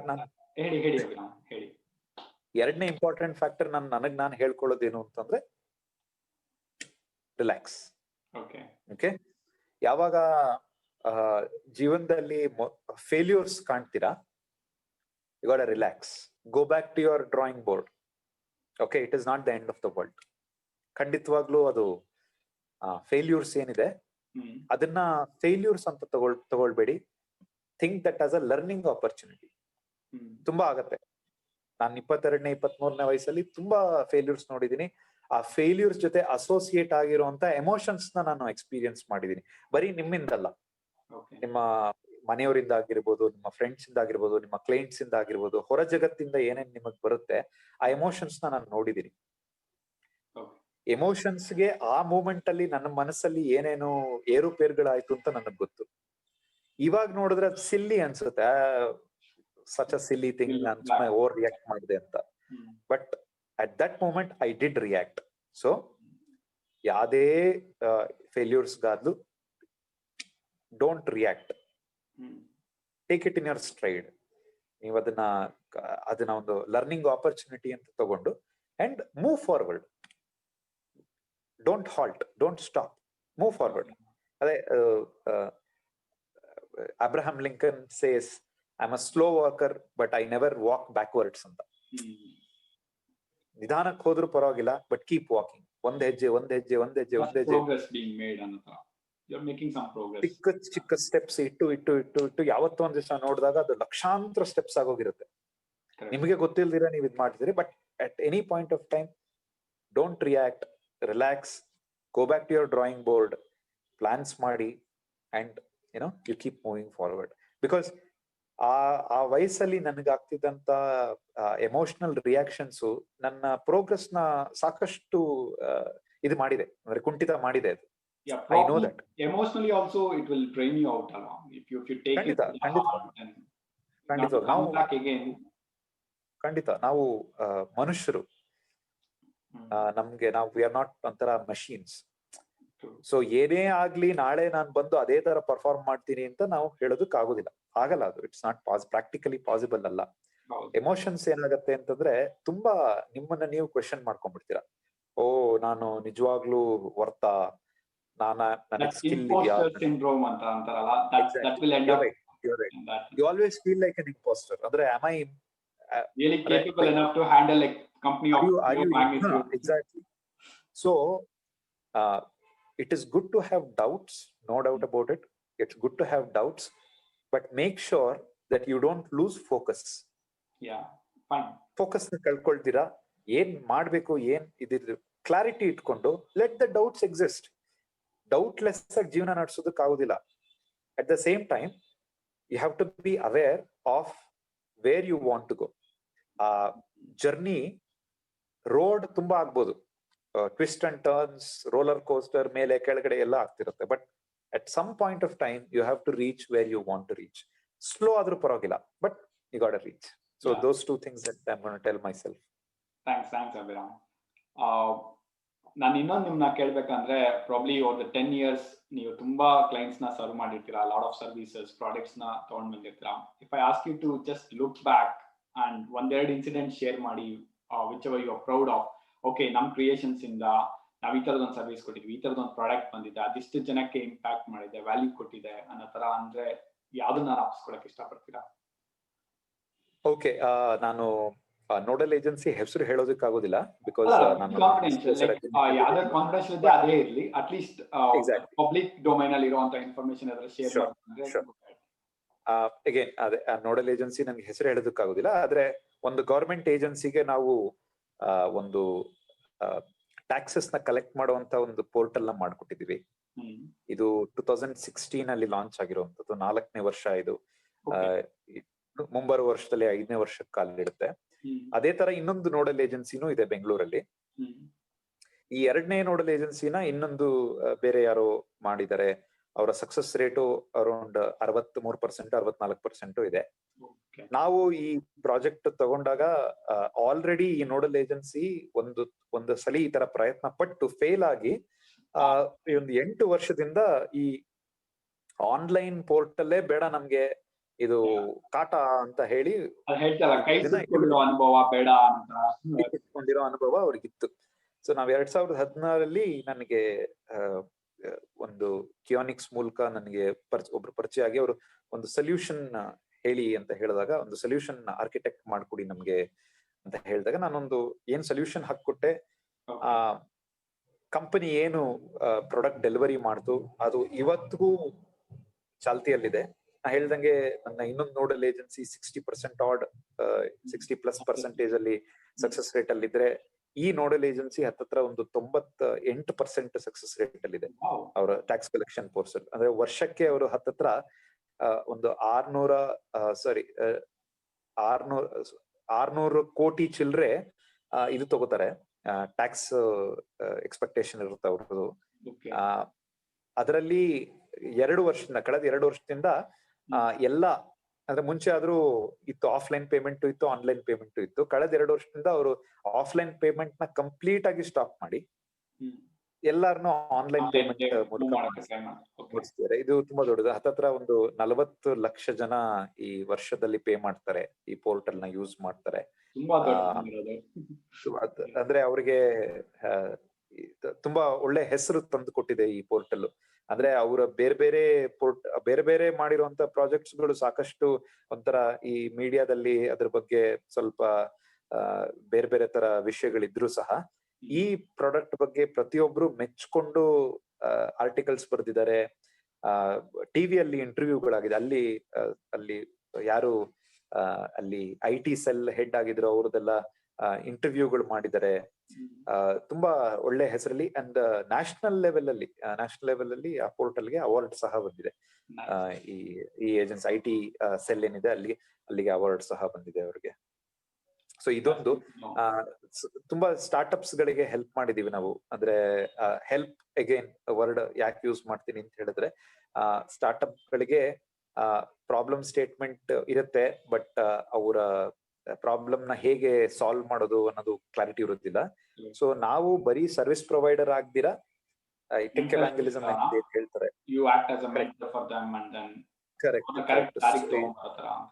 ಸೊಲ್ಯೂಷನ್ಸ್ ಆರ್ಕಿಟೆಕ್ಚರ್ ಮಾಡೋದು ಅಂತ ಏನ್ ಹೇಳ್ತೀವಿ, ಅದನ್ನ ನಾವು ತುಂಬಾ ಸ್ಟಾರ್ಟ್ಅಪ್ಸ್ ಗಳಿಗೆ ನಾವು ಮಾಡಿದೀವಿ. ಅದರಿಂದ ಸಾಕಷ್ಟು ಸ್ಟಾರ್ಟ್ಅಪ್ಸ್ ಗಳು ಫಂಡ್ ಆಗಿ ಬೆಂಗಳೂರಲ್ಲಿ ಒಂದು ದೊಡ್ಡ ಈ 2 ವೀಲರ್ ರೆಂಟಲ್ ಆರ್ಗನೈಸೇಷನ್ ಒಂದು ನಾವೇ ಅದನ್ನ ಸೊಲ್ಯೂಷನ್ಸ್ ಮಾಡಿ ಅವರ ಫಸ್ಟ್ ಇವಾಗ ಅಫ್ಕೋರ್ಸ್ ಅವರು ಒಂದು IT ಟೀಮ್ ಸೆಟಪ್ ಮಾಡ್ಕೊಂಡು ಕಂಪ್ಲೀಟ್ ಆಗಿ ಇನ್ ಹೌಸ್ ಮಾಡಿದ್ರು. ಬಿಕಾಸ್ ಫಂಡಿಂಗ್ ಬಂತವ್ರಿಗೆ ಸಾಕಷ್ಟು ಕೋಟಿಯಲ್ಲಿ ಮಲ್ಟಿಪಲ್ ಕ್ರೋರ್ಸ್ ಅಲ್ಲಿ ಅವ್ರಿಗೆ ಫಂಡಿಂಗ್ ಬಂದಿದೆ. ಇವಾಗ ಅವ್ರದ್ದೊಂದು IT ಟೀಮ್ ಇದೆ. ಬಟ್ ಅವರು ಶುರು ಮಾಡಿದಾಗ ನಾವು ಅವ್ರಿಗೆ ಕಂಪ್ಲೀಟ್ ಸೊಲ್ಯೂಷನ್ಸ್ ಆರ್ಕಿಟೆಕ್ಚರ್ ಹಾಕಿ ಅದನ್ನ ಇಂಪ್ಲಿಮೆಂಟ್ ಮಾಡಿ, ಅದಕ್ಕೆ ಮಲ್ಟಿ ಲೆವೆಲ್ ಆರ್ಕಿಟೆಕ್ಚರ್ ಇತ್ತು ಅವ್ರದ್ದು. ಅಂದ್ರೆ ವೆಬ್ ಆಪ್ ಇತ್ತು, ಮೊಬೈಲ್ ಆಪ್ ಇತ್ತು. ಈ ತರ ಒಂದು ಸಾಕಷ್ಟು ಸ್ಟಾರ್ಟ್ಅಪ್ಸ್ ಗಳಿಗೆ ಹೆಲ್ಪ್ ಮಾಡಿದೀವಿ. ಒಳ್ಳೊಳ್ಳೆ ಪ್ರಾಡಕ್ಟ್ಸ್ ಡೆವಲಪ್ ಮಾಡಿದೀವಿ. ಇನ್ನೊಂದು US ಕಂಪನಿ, ಒಂದು Florida based company, blue miles aviation ಅಂತ ಹೇಳಿ, ಅವ್ರ ಜೊತೆಗೆ ನಮ್ದು ಆನ್ ಗೋಯಿಂಗ್ ಪ್ರಾಜೆಕ್ಟ್ಸ್ ಗಳಿವೆ ಸಾಕಷ್ಟು. ಅವ್ರದ್ದು ಅಷ್ಟೇ ನಾವು ಈ ಏರೋಪ್ಲೇನ್ ಪಾರ್ಟ್ಸ್ ಮ್ಯಾನುಫ್ಯಾಕ್ಚರಿಂಗ್ ಕಂಪನೀಸ್ ಮತ್ತೆ ಪಾರ್ಟ್ಸ್ ಸೋರ್ಸಿಂಗ್ ಕಂಪನೀಸ್ ಜೊತೆ ಅವ್ರ ಟೈಅಪ್ ಗಳಿದೆ. ಸೊ ಥ್ರೂ ಈ ಬ್ಲೂ ಮೈಲ್ಸ್ ಏವಿಯೇಷನ್ ಇಂಡಸ್ಟ್ರಿ ಮೂಲಕ ನಾವು ಒಂದೆರಡು ಒಳ್ಳೊಳ್ಳೆ ಕಾಮರ್ಸ್ ಮತ್ತೆ ಕಾಮರ್ಸ್ ಪೋರ್ಟಲ್ಸ್ ನ ನಾವು ಕ್ರಿಯೇಟ್ ಮಾಡಿದೀವಿ. ಈ ಬೇಸಿಕಲಿ ಈ ಅಮೆರಿಕನ್ ಸ್ಕ್ರಾಪ್ ಸೋರ್ಸಿಂಗ್ ಕಂಪನೀಸ್ ಅಂತ ಅನ್ಕೋಬೇಕು. ಈ ಕಂಪನೀಸ್ ಎಲ್ಲ ಏನ್ ಮಾಡುತ್ತೆ ಅಂದ್ರೆ, ಈ ದೊಡ್ಡ ದೊಡ್ಡ ಏರೋಪ್ಲೇನ್ ಬ್ರೇಕ್ ಡೌನ್ ಆಗಿರೋದನ್ನ ಖರೀದಿ ಮಾಡ್ಬಿಟ್ಟು ಅದರಲ್ಲಿ ಸ್ಯಾಲ್ವೇಜ್ ಮಾಡ್ತಾರೆ ಪಾರ್ಟ್ಸ್ ಗಳನ್ನೆಲ್ಲ. ಸೊ ಆ ಸ್ಕ್ರಾಪ್ ಕಂಪನಿಗಳು ಏನ್ ಮಾಡುತ್ತೆ, ಪಾರ್ಟ್ಸ್ ನೆಲ್ಲ ಸ್ಟೋರ್ ಮಾಡ್ತಾರೆ. ಸೊ ಒಂದು ಕಂಪನಿ ಹೆಸರು ಹೇಳೋದಿಲ್ಲ. ಆ ಕಂಪನಿ ಇದರಲ್ಲಿ US ಅಲ್ಲಿ ಹತ್ತತ್ರ 26 ಸ್ಟೇಟ್ ಅಲ್ಲಿ ಅವ್ರದ್ದು ವೇರ್ ಹೌಸ್ ಗಳಿದೆ. ಸ್ಯಾಪ್ ಸೊಲ್ಯೂಷನ್ ಹಾಕೊಂಡಿದ್ದಾರೆ. ಇದೆಲ್ಲ ಅವರ ಇನ್ವೆಂಟರಿ ಮ್ಯಾನೇಜ್ ಮಾಡೋದಕ್ಕೆ ಕರೆಕ್ಟ್. ಸೊ ನಾವೇನ್ ಮಾಡಿದೀವಿ, ಇವಾಗ ಒಂದು ಇಂಟರ್ಮೀಡಿಯೇಟರಿ ಸರ್ವಿಸ್ ಕ್ರಿಯೇಟ್ ಮಾಡಿ ಸ್ಯಾಪ್ ಸಿಸ್ಟಮ್ ಇಂದ ನಾವು ಡೇಟಾ ಮಾಡಿ ಅದನ್ನ ಕಾಮರ್ಸ್ ಮತ್ತೆ ಕಾಮರ್ಸ್ ಇದಕ್ಕೆ ಪ್ರಾಡಕ್ಟ್ಸ್ ಗಳಿಗೆ ನಾವು ಅದನ್ನ ಲಿಂಕ್ ಮಾಡಿ they now have a seamless transition. ಅಂದ್ರೆ ಫ್ರಂಟ್ ಎಂಡ್ ಅಲ್ಲಿ ಬರುವಂತ ಏನು ಸೇಲ್ಸ್ ಇರುತ್ತೆ, ಸೇಲ್ಸ್ ರಿಕ್ವೆಸ್ಟ್ ಗಳಿರುತ್ತೆ ಅಥವಾ ಸರ್ವಿಸ್ ರಿಕ್ವೆಸ್ಟ್ ಗಳಿರುತ್ತೆ, they are able to handle it much better. ಇದು ಲಾಸ್ಟ್ 2019 ಅಲ್ಲಿ ಇಂಪ್ಲಿಮೆಂಟ್ ಆಗಿರೋದು. ಈ ಬ್ಲೂ ಮೈಲ್ಸ್ ಕಂಪನಿಯಲ್ಲಿ ಡೇವಿಡ್ ಡೀಲ್ ಅಂತ ಹೇಳಿ ನನ್ನ ಸ್ನೇಹಿತರು ಇದ್ದಾರೆ. ಅವ್ರು ಹೇಳೋ ಪ್ರಕಾರ ಈ ಕಂಪನಿ ಯಾವ್ದು 26 ಆಡ್ ಸ್ಟೇಟ್ಸ್ ಅಲ್ಲಿ ಅವರ ವೇರ್ ಹೌಸ್ ಗಳು ಇಟ್ಕೊಂಡಿದ್ದಾರೆ. ಈ ಕಂಪನಿ ಕಳೆದ ವರ್ಷ ಹತ್ತತ್ರ $1,87,000 ಉಳಿಸ್ತು ಬಿಕಾಸ್ ಆಫ್ ನಮ್ಮ ಸೊಲ್ಯೂಷನ್ ಇದೆ. ಸೊ ಅಂದ್ರೆ ನಾವು ಏನು ಸೊಲ್ಯೂಷನ್ ಪ್ರೊವೈಡ್ ಮಾಡಿದೀವಿ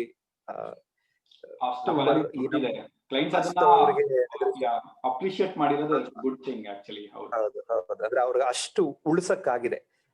ಅಫ್ಕೋರ್ಸ್ ಇದೆಲ್ಲ ನಮ್ಮ ಕಂಪನಿ ಒಂದೇ ಅಲ್ಲ, ಬ್ಲೂ ಮೈಲ್ಸ್ ಸಹ ತುಂಬಾ ಅದಕ್ಕೆ ಅಂದ್ರೆ ಕಾನ್ಸೆಪ್ಷಲೈಸ್ ಮಾಡೋದ್ರಲ್ಲಿ ತುಂಬಾ ನಮ್ಗೆ ಒಂದು ಐಡಿಯಲ್ ಪಾರ್ಟ್ನರ್ ತರ ನಮ್ಗೆ ಹೆಲ್ಪ್ ಮಾಡ್ತು. ಅಫ್ಕೋರ್ಸ್ ನಾವು ಟೆಕ್ನಿಕಲ್ ಸೊಲ್ಯೂಷನ್ ಪ್ರೊವೈಡ್ ಮಾಡ್ಬೇಕಾದ್ರೆ that entire part we always try to engage subject matter experts, try to understand ಅವ್ರ ಪರ್ಸೆಪ್ಷನ್ ಏನು ಅಂತ. ಸೊ ಇದೆಲ್ಲ ಸ್ವಲ್ಪ ಒಂಥರ ಖುಷಿ ಕೊಡುವಂತ ವಿಚಾರಗಳು. ತುಂಬಾ ಒದ್ದಾಡಿ ಕೆಲಸ ಮಾಡಿ ಪ್ರಾಡಕ್ಟ್ ರಿಲೀಸ್ ಮಾಡಿ ಕೊಟ್ಟಾದ್ಮೇಲೆ ಈ ತರ ಒಂದು ಸಕ್ಸಸ್ ಸ್ಟೋರಿ ಕೇಳಿದಾಗ ಆ ಎಫರ್ಟ್ ಹಾಕಿದ್ದೆಲ್ಲ ಒಂಥರ ಚೆನ್ನಾಗಿರುತ್ತೆ. ಎಕ್ಸಾಕ್ಟ್ಲಿ. ಆಕ್ಚುಲಿ ಎಷ್ಟೊಂದ್ ಜನ ಏನ್ ಅನ್ಕೊಂತಾರೆ ಅಂದ್ರೆ ಒಂದು ಪ್ರಾಜೆಕ್ಟ್ ಪ್ರೊಡಕ್ಷನ್ ಅಥವಾ ಲೈವ್ ಹೋಗಿದ ತಕ್ಷಣ ಮುಗೀತು ಅನ್ಕೊಂತಾರೆ. That's not the case. Once you get a customer feedback, ಅದೊಂಥರ ಕ್ಲೋಸ್ ಲೂಪ್ ಸಿಸ್ಟಮ್ ಆಗಿರ್ಬೇಕು. ಫೀಡ್ಬ್ಯಾಕ್ ಅನ್ನು ತಗೊಂಡು ಮತ್ತೆ you need to build up the version next iteration of it. ಅವಾಗ ದೆನ್ ಯು ಫೀಲ್ ಓಕೆ ನಮ್ ವ್ಯಾಲ್ಯೂ ಕೊಟ್ಟಿದ್ದೀವಿ ಅಂತ. That's the right way of thinking ಅಂತ ನನ್ಗೆ ಕೂಡ ಅನ್ಸುತ್ತೆ. ಇವಾಗ ಅದೇ ಅವ್ರಿಗೆ ಇನ್ನೊಂದು ಸೊಲ್ಯೂಷನ್ ಪ್ರೊವೈಡ್ ಮಾಡ್ತಾ ಇದೀವಿ, ಚಾಟ್ ಬಾಟ್ಸ್ ಮಾಡಿದೀವಿ. ಅಂದ್ರೆ SMEs ಗೆ ಯೂಸ್ ಆಗಿರುತ್ತಾ ನಾನ್ AI ನಾನ್ ML ಚಾಟ್ ಬಾಟ್ಸ್, ಇದು ಸ್ಕ್ರಿಪ್ಟಬಲ್ ಚಾಟ್ ಬಾಟ್ಸ್. ಏನಾಗುತ್ತೆ MSMEs ಗೆ, ಮೈಕ್ರೋ ಸ್ಮಾಲ್ ಮತ್ತೆ ಮೀಡಿಯಂ ಸ್ಕೇಲ್ ಇಂಡಸ್ಟ್ರೀಸ್ಗೆ ಚಾಟ್ ಬಾಟ್ಸ್ ತುಂಬಾ ಉಪಯೋಗ ಬರುತ್ತೆ. ಎಸ್ಪೆಷಲಿ ಈ ಪ್ಯಾಂಡಮಿಕ್ ಅಲ್ಲಂತೂ ನಮಗೆ ಗೊತ್ತಾಗಿರೋದೇನು ಅಂತಂದ್ರೆ ಹ್ಯೂಮನ್ ಇಂಟರಾಕ್ಷನ್ ನಾವ್ ಎಷ್ಟು ಕಡಿಮೆ ಮಾಡಿದ್ರೆ ಅಷ್ಟು ಒಳ್ಳೇದು ಅಂತ ಪರ್ಸೆಪ್ಷನ್ ಅಲ್ಲಿ. ಚಾಟ್ ಬಾಟ್ಸ್ ಪವರ್ ನ ಹಾರ್ನೆಸ್ ಮಾಡೋದಕ್ಕೆ ಇವ್ರಿಗೆ ಮೇಜರ್ ಆಗಿ ಟೆಕ್ನಿಕಲ್ ರೋಡ್ ಬ್ಲಾಕ್ ಇರುತ್ತೆ. ಅಂದ್ರೆ ಅವ್ರಿಗೆ ಫಂಡ್ ಇರೋದಿಲ್ಲ. ಯಾರೋ ಒಬ್ಬ ಟೆಕ್ನಿಷಿಯನ್ ನ ಹೈರ್ ಮಾಡಿ ಡೈಲಾಗ್ ಫ್ಲೋ ಅಲ್ಲೋ ಅಥವಾ Wit.ai ಅಲ್ಲೋ ಒಂದು ಚಾಟ್ ಬಾಟ್ ಕ್ರಿಯೇಟ್ ಮಾಡ್ಕೊಳ್ಳೋದಕ್ಕೆ, ಅಥವಾ ಒಂದು ಕಸ್ಟಮೈಸ್ ಚಾಟ್ ಬಾಟ್ ಕ್ರಿಯೇಟ್ ಮಾಡ್ಕೊಳ್ಳೋದಕ್ಕೆ ಅವ್ರಿಗೆ ಫಂಡ್ಸ್ ಇರೋದಿಲ್ಲ. ಎರಡನೇದು ಇನ್ ಹೌಸ್ ಟೆಕ್ನಿಕಲ್ ಕೇಪಬಿಲಿಟೀಸ್ ಇರೋದಿಲ್ಲ. ಈ ತರದ್ ಏನಾದ್ರು ಒಂದು ಚಿಕ್ಕ ERP ಮೇಂಟೈನ್ ಮಾಡೋದಕ್ಕೋ ಅಥವಾ ಸ್ಯಾಪ್ ಸೊಲ್ಯೂಷನ್ಸ್ ಸರ್ವಿಸಸ್ ಅವೈಲ್ ಮಾಡೋದಕ್ಕೂ ಆ ತರದಕ್ಕೆನೇ ಇರುತ್ತೆ.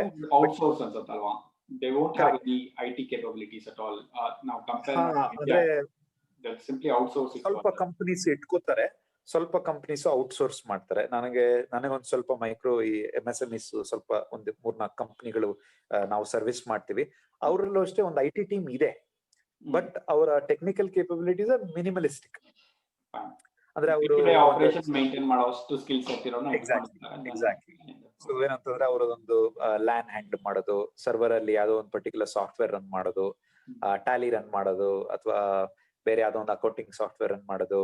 ಸ್ಯಾಪ್ ಸರ್ವಿಸಸ್ ಇತ್ತು ಅಂತಂದ್ರೆ ಅದನ್ನ ಸ್ಯಾಪ್ ಸರ್ವಿಸಸ್ ನ ರನ್ ಮಾಡಿ ಇನ್ವೆಂಟ್ರಿ ಡೇಟಾ ಮ್ಯಾನೇಜ್ ಮಾಡೋದು, ಈ ತರದೆಲ್ಲ ಕೇಪಬಿಲಿಟೀಸ್ ಇರುತ್ತೆ. ಬಟ್ ನಾಟ್ ಒಂಥರ ಈ ಚಾಟ್ ಬಾಟ್ ಬಿಲ್ಡ್ ಮಾಡು, ವೆಬ್ಸೈಟ್ ಬಿಲ್ಡ್ ಮಾಡು, ಅಪ್ಲಿಕೇಶನ್ ಬಿಲ್ಡ್ ಮಾಡು, ಈ ತರ ಇರೋದಿಲ್ಲ. ಸೊ ಅವ್ರಿಗೆ ಅಂತಾನೆ ನಾವು ಸ್ಕ್ರಿಪ್ಟಬಲ್ ಚಾಟ್ ಬಾಟ್ಸ್ ಬಿಲ್ಡ್ ಮಾಡಿದೀವಿ. ಈಗ ಈ ಯಾವ ಕಂಪನಿ ನಾನು ಹೇಳಿದೆ, ಬ್ಲೂ ಮೈಲ್ಸ್ ಜೊತೆಗೆ ಬ್ಲೂ OB ಅಂತ ಹೇಳಿ ಒಂದು ಪ್ರಾಡಕ್ಟ್ ರಿಲೀಸ್ ಮಾಡ್ತಾ ಇದೀವಿ. ನಮ್ದು ಕಮಿಂಗ್ ಡೇಸ್ ಅಲ್ಲಿ ಪ್ರಾಬಬ್ಲಿ ಮಾರ್ಚ್ ಅಷ್ಟೊತ್ತಿಗೆ ಅದು ರಿಲೀಸ್ ಆಗುತ್ತೆ. Chat bot building mechanism completely. ಈ ಏರ್ಲೈನ್ಸ್ ಇಂಡಸ್ಟ್ರಿಯಲ್ಲಿ AOG ಅಂತ ಹೇಳೋದು ತುಂಬಾ ಹೈ ಲೆವೆಲ್ ಎಮರ್ಜೆನ್ಸಿ ಅಂತ, ಏರೋಪ್ಲೇನ್ ಆನ್ ಗ್ರೌಂಡ್ ಅಂತ. ಸೊ ನಮ್ಮ ಕಾರ್ ಕೆಟ್ಟೋಯ್ತು, ಟೋಯಿಂಗ್ ವ್ಯಾನ್ ಬಂತು, ಎಳ್ಕೊಂಡು ಹೋಯ್ತು, ಆತರ ಆಗಲ್ವಲ್ಲ ಏರೋಪ್ಲೇನ್ಸ್. ಸೊ ಅದನ್ನ ಒಂದು ಶೆಡ್ ಕರ್ಕೊಂಡ್ ಬರ್ಬೇಕು ಆತರ. ಸೊ AOG ಅನ್ನೋದು it's a highest level of emergency ಇದರಲ್ಲಿ. ಈ AOG calls are attended on priority. ಯಾರು ಈ ಪಾರ್ಟ್ಸ್ ನ ಸೋರ್ಸ್ ಮಾಡ್ತಾರೆ ಅವ್ರಿಗೆ ಹೆಂಗೆ ಅಂದ್ರೆ ಸೇಲ್ಸ್ ಟೀಮ್ ಅವರು ಫೋನ್ ಯಾವಾಗ್ಲೂ ಆನ್ ಅಲ್ಲಿ ಇಟ್ಕೊಂಡೆ ಮಲಗೋದವ್ರು. ಎದ್ದಾಗ್ಲೂ ಆನ್ ಅಲ್ಲಿ ಇರುತ್ತೆ, ಮಲಗ್ದಾಗ್ಲೂ ಆನ್ ಇರುತ್ತೆ. ಬಿಕಾಸ್ AOG ಕಾಲ್ ಬಂತು ಅಂತಂದ್ರೆ ವಿತಿನ್ 3 rings 4 rings ಅವ್ರು ಅಟೆಂಡ್ ಮಾಡ್ಬೇಕು. ಆತರ ರೆಗ್ಯುಲೇಷನ್ಸ್ ಇದೆ ಅವ್ರಿಗೆ. ಸೊ ಅದನ್ನ ಇವಾಗ ನಾವು we want to move into chatbots. Chatbot ಏನ್ ಮಾಡುತ್ತೆ ಅಂತಂದ್ರೆ it will act as an intermediary and details ಕೊಡುವಂತ ಒಂದು ಚಾಟ್ ಬಾಟ್ ಮೆಕ್ಯಾನಿಸಮ್ ನ ಬಿಲ್ಡ್ ಮಾಡ್ತಾ ಇದೀವಿ ಇವಾಗ. Just adding to your point, ನೀವೇನ್ ಹೇಳಿದ್ರಿ, ಫೀಡ್ಬ್ಯಾಕ್ ಪ್ಲಸ್ ರೀಸರ್ವಿಸಿಂಗ್ ಪ್ಲಸ್ ಹೊಸದೊಂದು ಏನೋ ಒಂದು solution, this process continues. So you are right. Nice Abhiram ಅವರೇ. ಇಷ್ಟೋ ತನಕ ನಾವು ನಿಮ್ ಪ್ರೊಫೆಷನಲ್ ಲೈಫ್ ಬಗ್ಗೆನೇ ತುಂಬಾ ಮಾತಾಡಿದ್ವಿ. ಇವಾಗ ಸ್ವಲ್ಪ ಡಿವಿಯೇಷನ್ ಮಾಡಿ ಒಂದು ಬೇರೆ ಸೆಗ್ಮೆಂಟ್ ಹೋಗೋಣ. In this I would be asking you certain things. ನಾನು ನಿಮ್ಗೆ 2 ಚಾಯ್ಸ್ ಕೊಡ್ತೀನಿ. You need to pick one. You can't be diplomatic telling okay ನನಗೆ 2 ಇಷ್ಟ ಅಥವಾ 2 ಇಷ್ಟ ಇಲ್ಲ ಅಂತ. You need to choose one. If you want to, you can explain like yadikoskara adan choose madidira anta. If not also it's fine. But all we need is just pick one. Simply to know like Abhiram yatra personality avaru anta nododakoskara. The first thing is nan nimge keladu, Abhiram prefers masala dosa or Maggi? Of course masala dosa. Adu CTR masala dosa, Janardhan Hotel masala dosa ಅಂತಂದ್ರೆ Maggi ಎಲ್ಲ ನಮ್ಗೆ ಎಲ್ಲ ಅವೆಲ್ಲ ಹಿಡಿಸ್ದಿರೋಂತ ಡಿಶ್ಗಳು. ಅಂದ್ರೆ Maggi ತಿನ್ಬೇಕು ಅಂತಂದ್ರೇನೆ ಮನೇಲಿ ಯಾರು ಇಲ್ಲ, ಯಾರು ಮಾಡ್ಕೊಡೋರಿಲ್ಲ, ಟೈಮ್ ಇಲ್ಲ ಅಂತಾನೆ ಅರ್ಥ. So any day masala dosa. ಆಮೇಲೆ ನೀವು ಸಂಗೀತ ಕ್ಷೇತ್ರದಲ್ಲೂ ಇರೋದ್ರಿಂದ what kind of music you like western music or classical music? Okay, ಅದು ನಾನ್ ಸಂಗೀತ ಕ್ಷೇತ್ರದಲ್ಲಿ ಇದೀನಿ ಅನ್ನೋದು ಇಟ್ಸ್ ಓವರ್ ಸ್ಟೇಟ್ಮೆಂಟ್ ಖಂಡಿತವಾಗ್ಲು. ಅಂದ್ರೆ ನನ್ನ ಫ್ಯಾಮಿಲಿ ಮೆಂಬರ್ಸ್ ಅಂದ್ರೆ ನನ್ನ ತಂದೆ, ನಮ್ಮ ಅಜ್ಜಿ, ಮತ್ತೆ ನಮ್ಮ ದೊಡ್ಡಪ್ಪಂದ್ರು, ಚಿಕ್ಕಪ್ಪಂದ್ರು, ನಮ್ಮ ಅಕ್ಕ ಎಲ್ಲರೂ ಒಳ್ಳೆ ಒಳ್ಳೆ ಸಂಗೀತಗಾರರು. ಅಂದ್ರೆ ನಮ್ ಫ್ಯಾಮಿಲಿ ಗೆಟ್ ಟುಗೆದರ್ಸ್ ಏನಾರು ಆಯ್ತು ಅಂತಂದ್ರೆ ಒಂದು ಸೆಷನ್ ನಾವು ಬರೀ ಹಾಡ್ ಹೇಳೋದಕ್ಕೆ, ಹಾಡ್ ಹೇಳ್ಸೋದಕ್ಕೆ ಅಂತಾನೆ ಇಟ್ಬಿಟ್ಟಿರ್ತಾರೆ. ನಮ್ಮ ದೊಡ್ಡಪ್ಪ ದತ್ತಾತ್ರಿ ಅಂತ ಅವರು ಹಾರ್ಮೋನಿಯಂ ನುಡಿಸ್ತಾರೆ. ಇನ್ನೊಬ್ರು ನಾರಾಯಣ ಮೂರ್ತಿ ಅಂತ ಹೇಳಿ ಅವರು ನಮ್ಮ ಫ್ಯಾಮಿಲಿ ಅವರೆಲ್ಲ ಅದ್ರ ಫ್ಯಾಮಿಲಿ ಮೆಂಬರ್ ತರ ಆಗೋಗಿದೆ, ಅವ್ರು ತಬ್ಲಾ ಬಾರಿಸ್ತಾರೆ. ಒಂದಿಬ್ರು ಹಿಂಗೆ ನಮ್ದೊಂಥರ ಇದು. ಸೊ ನಾನಲ್ಲಿ ಒಬ್ಬ ಪ್ರೇಕ್ಷಕ ಅಷ್ಟೇ, ನಾನಲ್ಲಿ ಹಾಡ್ ಹೇಳುವಂತ ಇದಿಲ್ಲ. ಚಿಕ್ಕ ವಯಸ್ಸಲ್ಲಿ ಸಂಗೀತ ಕಲ್ತಿದ್ದೀನಿ, ಅಂದ್ರೆ ಜೂನಿಯರ್ ಕರ್ನಾಟಿಕ್ ಮ್ಯೂಸಿಕ್ ವರ್ಗೂ ಆಗಿದೆ, ಬಟ್ ಅಷ್ಟೇ. ಅದಾದ್ಮೇಲಿಂದ ಸಂಬಂಧ ಬಾತ್ರೂಮು ನನಗೆ ಮಾತ್ರ ಸಂಬಂಧ, ಇನ್ಯಾರಿಗೂ ಗೊತ್ತಿಲ್ಲ ನನ್ನ ಹಾಡ್ ಹೇಳುವಂಥದ್ದು. ಬಟ್ ನನಗೆ ಇಂಡಿಯನ್ ಮ್ಯೂಸಿಕ್ ಬೇಸಿಕಲಿ ಅಂದ್ರೆ ಹಿಂದೂಸ್ತಾನಿ, ಕ್ಲಾಸಿಕಲ್, ಬಾಲಿವುಡ್, ಸ್ಯಾಂಡ್ಲ್ವುಡ್, ಅಂದ್ರೆ ನಿಮ್ಗೆ ಗೊತ್ತಿರೋಂಗೆ ನಾವು KGF ಅಲ್ಲಿ ಹುಟ್ಟು ಬೆಳೆದಿರೋದ್ರಿಂದ ಕನ್ನಡ, ತಮಿಳು, ತೆಲುಗು ಒಂಥರ ನಮ್ಗೆ ಮೂರು ನಮ್ಮ ಮಾತೃಭಾಷೆಗಳ ಆಗೋಗಿದೆ. ಅಂದ್ರೆ ಅದು ಬಂದ್ಬಿಡುತ್ತೆ. ತುಂಬಾ ಅಂದ್ರೆ ಮಾತಾಡೋದು ಅಷ್ಟೇ. ಅಂದ್ರೆ ಅಲ್ಲಿ ಹುಟ್ಟು ಬೆಳೆದವ್ರಿಗೆ ನನಗ್ ಗೊತ್ತಿರೋಂಗೆ ತಮಿಳು, ತೆಲುಗು, ಕನ್ನಡ ಅಷ್ಟೇ ಸ್ವಚ್ಛವಾಗಿ ಬರುತ್ತೆ. ಸೊ ನನ್ಗೆ ಆ ತೆಲುಗು, ತಮಿಳ್ ಸಿನಿಮಾಗಳು ನೋಡೋ ಹುಚ್ಚು ಇದೆ, ಹಾಡುಗಳು ಕೇಳೋ ಹುಚ್ಚು ಇದೆ. ಅದೇ ತರ ಕನ್ನಡ ಸಿನಿಮಾ ನೋಡೋ ಹುಚ್ಚು ಇದೆ, ಹಾಡುಗಳು ಕೇಳೋ ಹುಚ್ಚು ಇದೆ. ಸೊ ಎನಿ ಮ್ಯೂಸಿಕ್ ನನಗಿಷ್ಟ. ಬಟ್ ಪರ್ಸನಲಿ ತುಂಬಾ ಎಂಜಾಯ್ ಮಾಡುವಂಥದ್ದು ಖಂಡಿತವಾಗ್ಲೂ ಕರ್ನಾಟಿಕ್ ಕ್ಲಾಸಿಕಲ್ ಮ್ಯೂಸಿಕ್ ನಾನು ತುಂಬಾ ಅಂದ್ರೆ ಇಷ್ಟಪಟ್ಟು ಕೇಳ್ತೀನಿ. ಸ್ವಲ್ಪ ಕೀರ್ತನೆಗಳು ತುಂಬಾ ಒಂಥರ ಪೀಸ್ಫುಲ್ ಮೈಂಡ್. ಅಂದ್ರೆ ಅಗೇನ್ ಮೂಡ್ ಮೇಲೆ ಡಿಪೆಂಡ್ ಆಗ್ಬೋದೇನೋ. ಅಂದ್ರೆ ಸ್ವಲ್ಪ ಜೋಶ್ ಅಲ್ಲಿ ಪಾರ್ಟಿ ಫ್ಲೇವರ್ ಇತ್ತು ಅಂತಂದ್ರೆ ಸ್ವಲ್ಪ ಡಿಂಗ್ ಚಿಕ್ ಮ್ಯೂಸಿಕ್, ಇಲ್ಲ ಅಂತಂದ್ರೆ ಸ್ವಲ್ಪ ಸೋಬರ್ ನೇಚರ್ ಇತ್ತು ಅಂತಂದ್ರೆ ಕರ್ನಾಟಿಕ್ ಕ್ಲಾಸಿಕಲ್ ಮ್ಯೂಸಿಕ್ ನ ಪ್ರಿಫರ್ ಮಾಡ್ತೀನಿ. ಎಲಾನ್ ಮಸ್ಕ್ ಅಥವಾ ಬಿಲ್ ಗೇಟ್ಸ್? ಓಕೆ,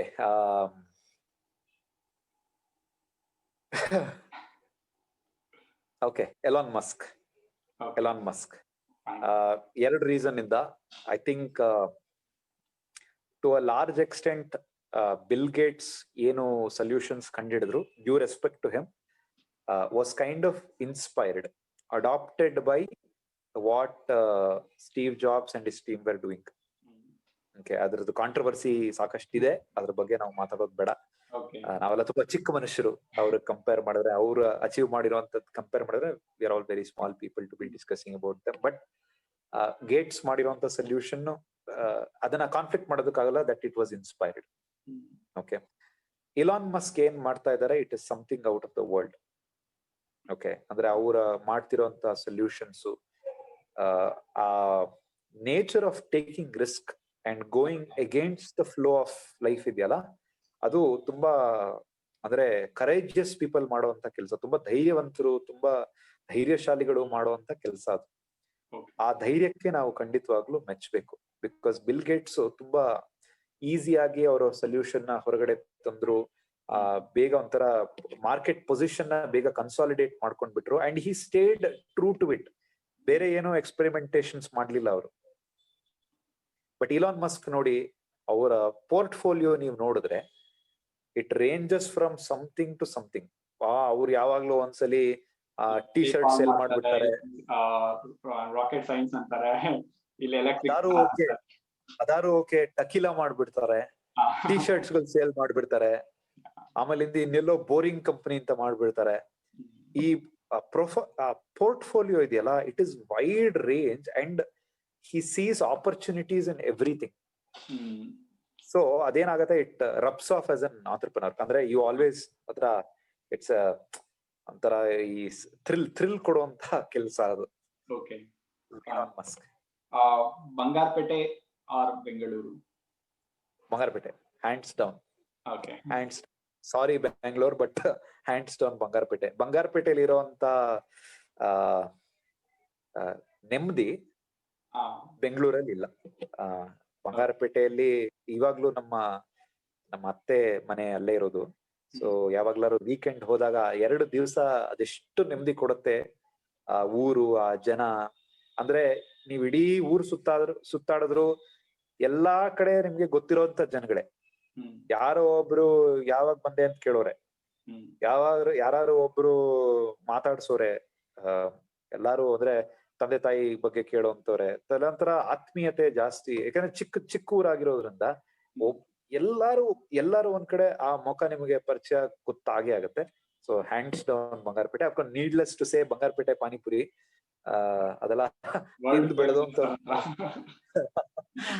ಅಲ್ಲ ತಿಂದು ಬೆಳೆದಂತವ್ರು. ಸೊ ನಾವು hands down Bangarapete. Books or TV shows? ಇತ್ತೀಚೆಗೆ ನಾನು ಬುಕ್ಸ್ ಓದೋದು ಸ್ವಲ್ಪ ಕಡಿಮೆ ಆಗ್ಬಿಟ್ಟಿದೆ, ಬಿಕಾಸ್ ಟೈಮ್ ಸಿಗ್ತಿಲ್ದಿರೋದ್ರಿಂದ. ಸೊ ಈಗ ಎಂಟರ್ಟೈನ್ಮೆಂಟ್ ಗೆ ಅಂತ ಖಂಡಿತವಾಗ್ಲೂ ಬರೀ ಟಿವಿ ಶೋಸ್ ನೋಡ್ತಾ ಇರೋದು. ಸೊ ಸದ್ಯಕ್ಕೆ ಟಿವಿ ಶೋಸ್ ಅಂತ ಅನ್ಕೋಬೇಕು. But not ideal, to be honest, not ideal. ಅಂದ್ರೆ ನೀವೊಂದು ಬುಕ್ ಓದಿ ಅದರದ್ದು ಒಂದು ಸಿನಿಮ್ಯಾಟಿಕ್ ಅಡಾಪ್ಷನ್ ಓದಿದಾಗ ಕ್ರಿಯೇಟಿವ್ ಲಿಬರ್ಟೀಸ್ ತುಂಬಾ ತಗೊಂಡ್ಬಿಟ್ಟಿರ್ತಾರೆ ಸಿನಿಮಾ ಮಾಡೋರು ಅಥವಾ ಸೀರೀಸ್ ಮಾಡೋಂಥವ್ರು. ಬಟ್ ಬುಕ್ ಓದಿದಾಗ ತುಂಬಾ ಯಥಾವತ್ತಾಗಿ ಅದರದ್ದು. ಇತ್ತೀಚೆಗೆ BGL ಸ್ವಾಮಿ ಅವ್ರದ್ದು ತಮಿಳು ತಲೆಗಳ ನಡುವೆ ಪುಸ್ತಕ ಓದ್ತಾ ಇದ್ದೆ ನಾನು. ಭಾರಿ ಅದ್ಭುತವಾಗಿ, ಅಂದ್ರೆ ಅಫ್ಕೋರ್ಸ್ ಅವರು ಅವರೆಲ್ಲ ಹೌದೌದು, ಅಂದ್ರೆ DVG ಮಗ ಅವ್ರ ಬಗ್ಗೆ ನಾವೇನ್ ಮಾತಾಡೋಗತ್ತೆ ಇಲ್ಲ. ಬಟ್ ಆದ್ರೂ ಅವರ ಸೆನ್ಸ್ ಆಫ್ ಹ್ಯೂಮರ್ ಅದನ್ನೇ ಯಾರು ಅಕಸ್ಮಾತ್ ಟಿವಿಗೆ ಅಡಾಪ್ಟ್ ಮಾಡಿದ್ರೆ ಅವರ ಕ್ರಿಯೇಟಿವ್ ಲಿಬರ್ಟಿ ತಗೋತಾರೆ. ಬಿಕಾಸ್ ಅವ್ರು ಹೇಳ್ದಂಗೆ ಆಕ್ಟ್ ಮಾಡಿಸೋದು ಕಷ್ಟ, ರಿಯಲ್ ಲೈಫ್ ಇನ್ಸಿಡೆಂಟ್ಸ್ ಅದು. ಬಟ್ ಐಡಿಯಲಿ ಬುಕ್ಸೇ, ಬಟ್ ಸದ್ಯದ ಪರಿಸ್ಥಿತಿಯಲ್ಲಿ TV shows. Okay, thank you Abhiram. Actually ಈ ಕ್ವಶನ್ಸ್ ಇಂದ ನಮ್ಗೆ ಇನ್ನ ಹೆಚ್ಚು Abhiram personal side of things ಬಗ್ಗೆ ಎಕ್ಸ್ಪ್ಲೋರ್ ಮಾಡಕ್ ಸಾಧ್ಯ ಆಯ್ತು. Thank you so much. Moving on, ನಮ್ದು ನೆಕ್ಸ್ಟ್ ಸೆಗ್ಮೆಂಟ್ ಅಲ್ಲಿ we had asked our followers, like ನಮ್ ಇನ್ಸ್ಟಾಲಿ ವಾಟ್ಸ್ಆಪ್ ಅಲ್ಲೆಲ್ಲ ಕೇಳಿದ್ವಿ, like I am meeting an entrepreneur, ನಿಮ್ಗೆ ಏನಾದ್ರು ಡೌಟ್ಸ್ ಇದ್ರೆ please ask us, we can filter and choose few ಅಂತ.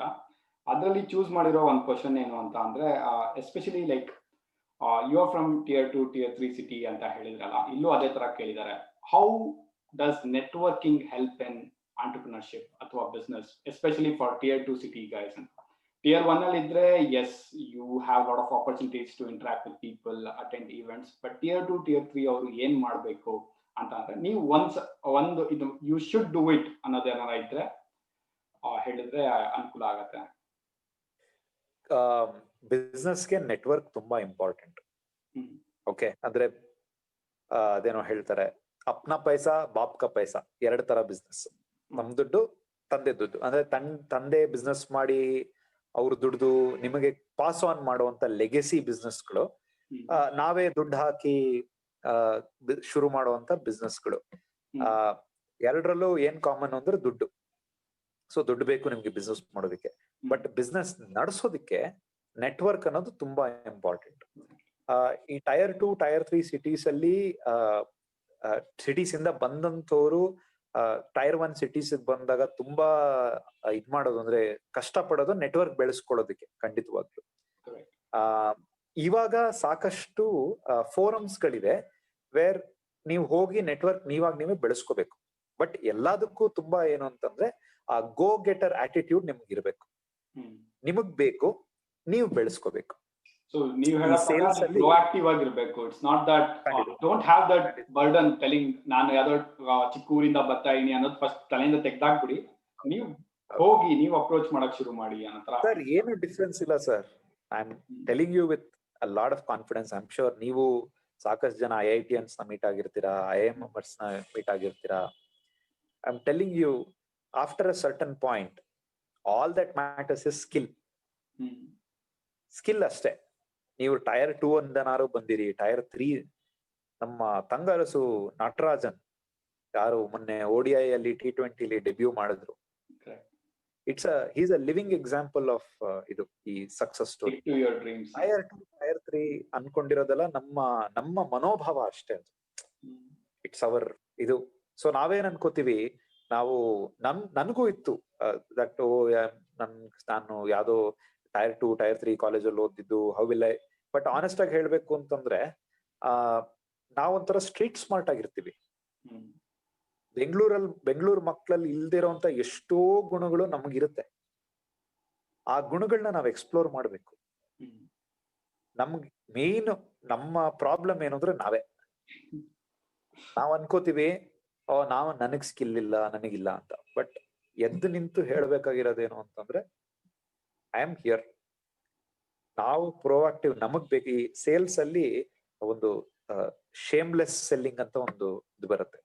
ಅಂದ್ರೆ ನೀವು ಬೈಸ್ಕೋತೀರಾ, ಅನ್ನಿಸ್ಕೋತೀರಾ, but then you do a sale. That ಅದನ್ನ ಕರಗತ ಮಾಡ್ಕೋಬೇಕು. ನೆಟ್ವರ್ಕ್ ತುಂಬಾ ಇಂಪಾರ್ಟೆಂಟ್, ಬಟ್ ಅದನ್ನ ಬೆಳೆಸ್ಕೊಳ್ಳೋದಕ್ಕೆ ಸಾಕಷ್ಟು ದಾರಿಗಳಿದೆ ಇವಾಗ. ಬೆಂಗಳೂರಲ್ಲೇ BNI ಅಂತ ಹೇಳಿ ಒಂದು ಫೋರಂ ಇದೆ. BNI ಅಂತ, ಬಿಸ್ನೆಸ್ ನೆಟ್ವರ್ಕ್ ಇಂಡಿವಿಜುವಲ್ಸ್ ಅಂತ. IIM ಅವರು ಪ್ರತಿ ಸಾಟರ್ಡೆ ಬಿಸ್ನೆಸ್ ಇದು ನಡೆಸ್ತಾರೆ, ಮೀಟಿಂಗ್ಸ್ ನಡೆಸ್ತಾರೆ. ಅದೇ ತರ ಬೇರೆ ಬೇರೆ ಬಿಸ್ನೆಸ್ ಫೋರಮ್ಸ್ ಗಳು ಸಾಕಷ್ಟಿದೆ. ನೀವು ಜಸ್ಟ್ ಗೂಗಲ್ ಸರ್ಚ್ ಮಾಡಿದ್ರೇನೆ ನಿಮ್ಗೆ ಸಿಗತ್ತೆ ತುಂಬಾ. ಅಲ್ಲೆಲ್ಲ ಹೋಗಿ ಹೌದು, ಫ್ರೀ ಇರುತ್ತೆ. ಎಷ್ಟು ಒಂದು ಇಲ್ಲ ಅಂತಂದ್ರೆ ಮೀಟ್ಗೆ 300 ರುಪೀಸ್ 400 ರುಪೀಸ್ ಇರುತ್ತೆ ಅಷ್ಟೇ. ಹೋಗಿ ಜನಗಳ ಹತ್ರ ಇಂಟರಾಕ್ಟ್ ಮಾಡಿ, ಯಾರು ಏನೇನ್ ಬಿಸ್ನೆಸ್ ಮಾಡ್ತಿದ್ದಾರೆ ನೋಡಿ, ನೆಟ್ವರ್ಕ್ ಬೆಳೆಸ್ಕೊಳ್ಳಿ. ಯಾರು ಕೊಟ್ಟಿಲ್ವಾ ನಿಮ್ಗೆ? ನೀವು ಯಾರ ಫಸ್ಟ್ ಜನರೇಷನ್ ಆಂಟ್ರಪ್ರನರ್, ನೆಟ್ವರ್ಕ್ ಬೆಳೆಸ್ಕೊಳ್ದಿರಾ ಬಿಸ್ನೆಸ್ ನಡ್ಸಕ್ ಆಗೋದಿಲ್ಲ. ಸೆಕೆಂಡ್ ಕ್ವಶನ್ ಬಂದ್ಬಿಟ್ಟು, like Bangalore startup capital of India ಅಂತ ಹೇಳ್ತಾರೆ, ಮತ್ತೆ ಲಾಟ್ ಆಫ್ ಯೂನಿಕಾರ್ನ್ ಸ್ಟಾರ್ಟ್ಅಪ್ಸ್ ಬಂದಿದೆ ಬ್ಯಾಂಗ್ಳೂರಲ್ಲಿ. ಆ ಎನರ್ಜಿ ಏನಾರ ನಿಮ್ಗೆ ರಬ್ ಆಗತ್ತಾ? Like look into this, how do you see things? Like ನೀವು ಯಾವ್ದೋ ಒಂದು ನಿಮ್ ಜೊತೆನೆ ಇದ್ದಂತ ಸ್ಟಾರ್ಟ್ಅಪ್, ನೀವು ಯಾವ್ದೋ ಮೀಟಿಂಗ್ ಅಲ್ಲಿ ಅಟೆಂಡ್ ಮಾಡಿದ ಹುಡುಗ ನಾಳೆ ಎಷ್ಟೋ $millions ಒಂದು ಫಂಡಿಂಗ್ ಬಂದ್ಬಿಡತ್ತೆ. ಈ ತರದೆಲ್ಲ ನ್ಯೂಸ್ ಕೇಳ್ತಾ ಇದ್ದಾಗ how do you take it? ಇಲ್ಲಿ ಎರಡು ಇದೆ. ಇದು ಏನ್ ಹೇಳ್ತೀರಾ, ಒಂಥರ ಡಬಲ್ ಎಡ್ಜೆಡ್ ಸ್ವರ್ಡ್ ಅಂತ ಹೇಳ್ಬೇಕು ಇದನ್ನ. ಬೇಸಿಕಲಿ ಯಾವ್ದು ಒಂದು ಇವತ್ತಿನ ವ್ಯಾಲ್ಯೂ ಪ್ರಕಾರ $1 billion, ಓಕೆ, ಆರ್ $100 ಕೋಟಿ ಇಂಡಿಯನ್ ರುಪೀಸ್ ಕನ್ವರ್ಟ್ ಮಾಡಿದ್ರೆ ಅಪ್ರಾಕ್ಸಿಮೇಟ್ಲಿ 7,300 ಕೋಟಿ ವ್ಯಾಲ್ಯೂಯೇಷನ್ ನ ದಾಟತ್ತೆ. ಅದನ್ನ ಯೂನಿಕಾರ್ನ್ಸ್ ಅಂತ ಅಂತಾರೆ. Basically $1 billion. ಆತರ ಸಾಕಷ್ಟು ಸ್ಟಾರ್ಟ್ಅಪ್ಸ್ ಗಳು ಇವಾಗ ಇದನ್ನ ರೀಚ್ ಆಗಿದೆ based on valuation. Remember, it is always based on valuation, not based on performance. ಇವ್ರದೆಲ್ಲ ನೀವು ಕ್ವಾರ್ಟರ್ಲಿ ರಿಸಲ್ಟ್ಸ್ ಗಳು ತಗೊಂಡ್ರೆ they are all under loss. Profitable business ಗಳು ಅಲ್ಲೊಂದು ಇಲ್ಲೊಂದು ಇಲ್ಲ ಅಂತ ನಾನು ಹೇಳೋಲ್ಲ. So they are all based on valuation. Valuation ಅಂದ್ರೆ ಏನು ಅಂದ್ರೆ, ನಾನು ಇವತ್ತು ಇಷ್ಟು ಬಂಡವಾಳ ಹಾಕಿ ಇಷ್ಟು ದುಡ್ಡು ತೆಗಿತಿದ್ದೀನಿ, ಇಂಡಿಯಾ GDP ಗ್ರೋತ್ ಈ ತರ ಇದೆ, ಎಕಾನಮಿಕ್ ಗ್ರೋತ್ ಈ ತರ ಇದೆ, ಇಷ್ಟು ಜನ ಪಾವರ್ಟಿಯಿಂದ ಹೊರಗಡೆ ಬರ್ತಾ ಇದ್ದಾರೆ, ಇಷ್ಟು ಜನಕ್ಕೆ ಇಂಟರ್ನೆಟ್ ಆಕ್ಸೆಸ್ ಇದೆ, ಇಷ್ಟು ಜನಕ್ಕೆ ದುಡ್ಡು ಇದು ಪೇ ಪ್ಯಾರಿಟಿ ಈ ತರ ಇದಾಗ್ತದೆ, ಇನ್ಫ್ಲೂಯೆನ್ಸ್ ಆಗ್ತಾ ಇದೆ. ಇದೆಲ್ಲ ಕನ್ಸಿಡರ್ ಮಾಡ್ಕೊಂಡು ಈ ಸೆಬಿ ಆಥರೈಸ್ಡ್ ವ್ಯಾಲ್ಯೂಯೇಟರ್ಸ್ ಏನ್ ಮಾಡ್ತಾರೆ ಅಂದ್ರೆ, ಇವತ್ತು ಇಷ್ಟು ದುಡ್ಡಿದ್ರೆ, yes, it is based on predictions. It is based on valuation is completely based on what can happen tomorrow. ನಾಳೆ, ನಾಡಿದ್ದು, 5 ವರ್ಷಕ್ಕೆ 10 ವರ್ಷಕ್ಕೆ ಎಷ್ಟಾಗುತ್ತೆ. ಸೊ ಅದರ ಪ್ರಕಾರ ಇವತ್ತಿನ ವ್ಯಾಲ್ಯೂಯೇಷನ್ ಎಷ್ಟು. ಸೊ ಆ ವ್ಯಾಲ್ಯೂಯೇಷನ್ ಯಾವಾಗ $1 billion ಟಚ್ ಆಗುತ್ತೆ, ಆ ಕಂಪನಿನ ಯೂನಿಕಾರ್ನ್ಸ್ ಅಂತ ಹೇಳ್ತಾರೆ. ನನಗೆ ಗೊತ್ತಿರೋ ಒಂದು ಕಂಪನಿ, ಮೊನ್ನೆ ಅವ್ರಿಗೆ ಫಂಡಿಂಗ್ ಬಂತು. ಲೇಡಿ, ಅವರು ಲೇಟ್ 40s ಅಲ್ಲಿದ್ದಾರೆ. Amazing concept, social media for ಅಂದ್ರೆ ಲೋಕಲ್ ಲ್ಯಾಂಗ್ವೇಜ್ ಅಲ್ಲಿ ಸೋಷಿಯಲ್ ಮೀಡಿಯಾ ಮಾಡಿದ್ದಾರೆ. ಫಂಡಿಂಗ್ ಬಂತು. ಇದರಿಂದ ಎನರ್ಜಿ ರಬ್ ಆನ್ ಆಗತ್ತಾ? ಖಂಡಿತವಾಗ್ಲೂ ಆಗುತ್ತೆ. ಖಂಡಿತವಾಗ್ಲೂ ಅನ್ಸುತ್ತೆ ದಟ್ ಹೌದು, ಇಲ್ಲಿ ಆಪರ್ಚುನಿಟೀಸ್ ಇದೆ, ನಾವ್ ಎಕ್ಸ್ಪ್ಲೋರ್ ಮಾಡ್ಬೇಕು ಅಂತ. ಅಟ್ ದ ಸೇಮ್ ಟೈಮ್ ಇಂಟಿಮಿಡೇಟು ಆಗ್ತೀರಾ ನೀವು. ಅವ್ರಿಗಾಯ್ತು, ನನಗಾಗಿಲ್ಲ, ಅಂದ್ರೆ ನನ್ನ ಕೇಪಬಿಲಿಟಿ ಇಲ್ವೇನೋ,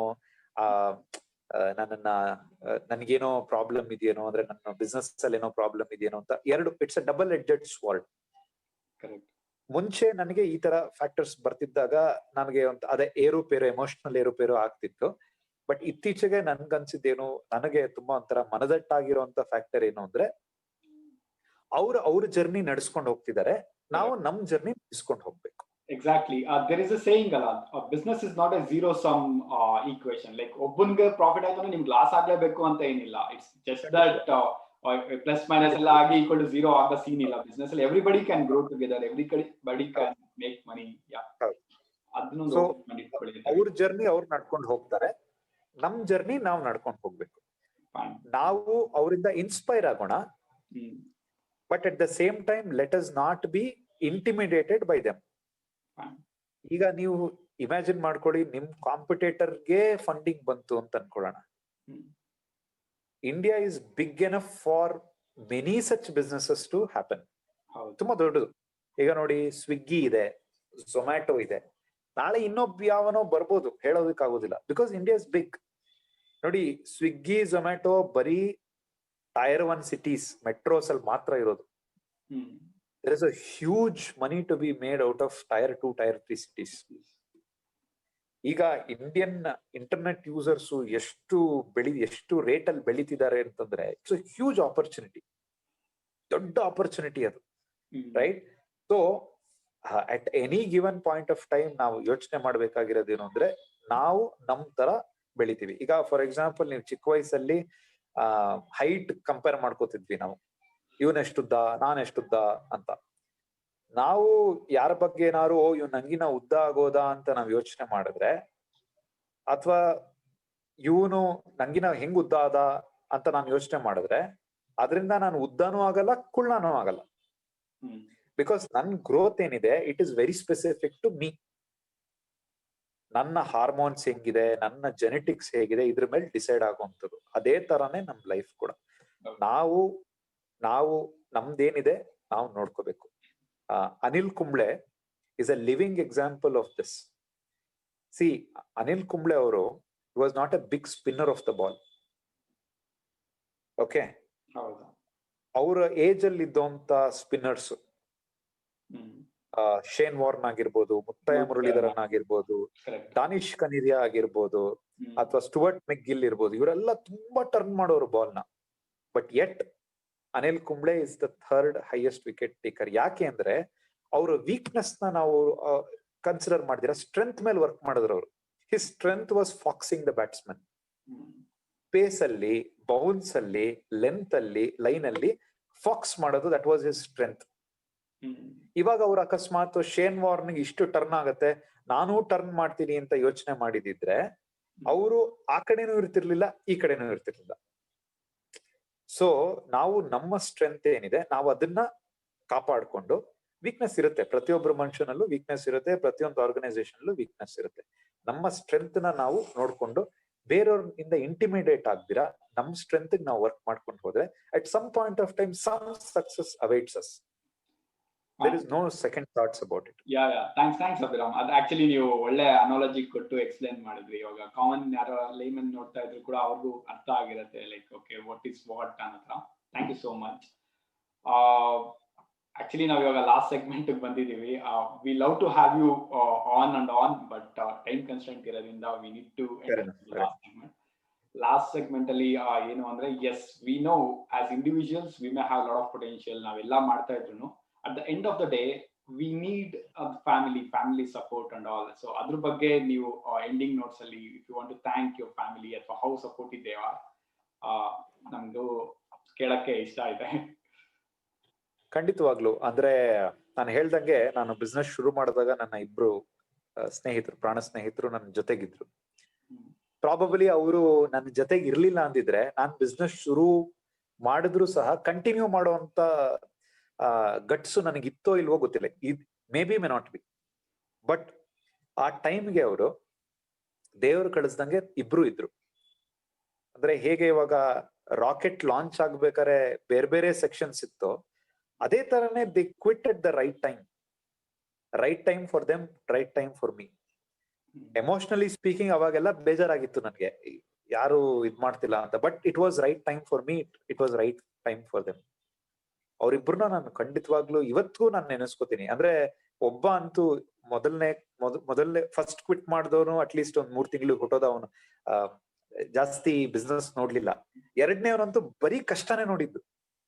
ಸಾಂಚ್ ಲೋಬೋ ಅಂತ ನನ್ನ ಪ್ರಾಣ ಸ್ನೇಹಿತ, ಬರೀ ಕಷ್ಟನೇ ನೋಡಿದ್ದು. ಅವನಿಗೆ ಇದ್ದಿದ್ದಷ್ಟು ದಿವ್ಸ ಬರೀ ಕಷ್ಟನೇ, ಎಲ್ಲೋದ್ರು ಕಷ್ಟನೇ. ಆ ಪ್ರಾಡಕ್ಟ್ ಏನೋ ಆಗ್ತಾ ಇಲ್ಲ ಅಂತ. ಹೆಂಗಾಯ್ತು ಅಂತಂದ್ರೆ, ಅವನ್ನ ಕ್ವಿಟ್ ಮಾಡಿ ಅಬೌಟ್ 1.5 ತಿಂಗಳಿಗೆ ಕರೆಕ್ಟ್ ಆಗಿ ನಂಗೆ ಜಗದೀಶ್ ಅವ್ರ ಪರಿಚಯ ಆಯ್ತು, ಡಾಕ್ಟರ್ ಜಗದೀಶ್ ಅವ್ರದ್ದು. ಸೊ ಅವರಿಬ್ಬರನ್ನ ಖಂಡಿತವಾಗ್ಲೂ ನೆನ್ಸ್ಕೋಬೇಕು. ನನ್ನ ಫ್ಯಾಮಿಲಿ ಬೇಸಿಕಲಿ ಏನು ಅಂತಂದ್ರೆ, ನಮ್ಮ ತಂದೆ ಅವರು ತುಂಬಾ ಡಿಸಿಪ್ಲಿನ್ಡ್ ಲೈಫ್ ನಡೆಸ್ತಂತವ್ರು. ಅಂದ್ರೆ ಫೈನಾನ್ಷಿಯಲಿ ತುಂಬಾ ಉಳಿಸಿ ಮಾಡಿ, ಒಂದೇ ಇನ್ಕಮ್ ಇದ್ದಿದ್ದು. ನಮ್ಮ ತಾಯಿ ಹೌಸ್ ವೈಫ್, ಹೋಮ್ ಮೇಕರ್, ಅವ್ರು ಎಲ್ಲೂ ವರ್ಕ್ ಮಾಡ್ಲಿಲ್ಲ. ಒಂದೇ ಇನ್ಕಮ್ ಇದ್ರು ಸಹ ಆ ಕೂಡಿಟ್ಟು ಒಂದು ಬೆಂಗಳೂರಲ್ಲಿ ಒಂದು ಮನೆ, ಇರೋದಕ್ಕೊಂದು ನೆಲ ಮಾಡ್ಕೊಂಡಿರೋದ್ರಿಂದ ಫೈನಾನ್ಷಿಯಲ್ ಲಯಬಿಲಿಟೀಸ್ ಏನು ನನಗಿರ್ಲಿಲ್ಲ. ಸೊ ಅದಕ್ಕೆ ನಾನು ಒಂಥರ ಸ್ವಚ್ಛಂದವಾಗಿ ಕಂಪನಿ ಶುರು ಮಾಡಿದಾಗ ಅವ್ರಿಗೆಲ್ಲ ಡೌಟ್ಸ್ ಇತ್ತು, ಇವನು ಮಾಡ್ತಾನ, ತಪ್ಪಿದು.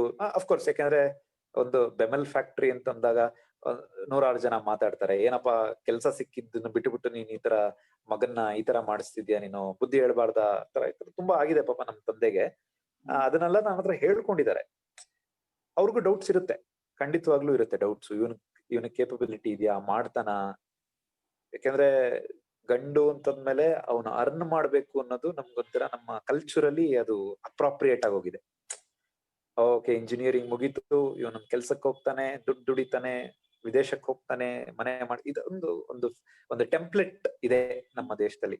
ಆ ಟೆಂಪ್ಲೆಟ್ ಇಂದ ನಾನು ಹೊರಗಡೆ ಬಂದಾಗ ಖಂಡಿತವಾಗ್ಲೂ ನನ್ನ ಫ್ಯಾಮಿಲಿ ಮೆಂಬರ್ಸ್ಗೆ ಒಂಥರ ಏನ್ ಹೇಳ್ತೀರಾ, ಅದು ದುಗುಡ, ಒಂಥರ ಅವ್ರಿಗೆ ಏನು ಹೇಳ್ಕೊಳ್ಳಾಗ್ದಿರೋಂತ ಒಂಥರ ಸಂಕಟ, ಏನ್ ಮಾಡ್ಕೊಂಡ್ಬಿಡ್ತಾನೋ ಜೀವನದಲ್ಲಿ ಅಂತ.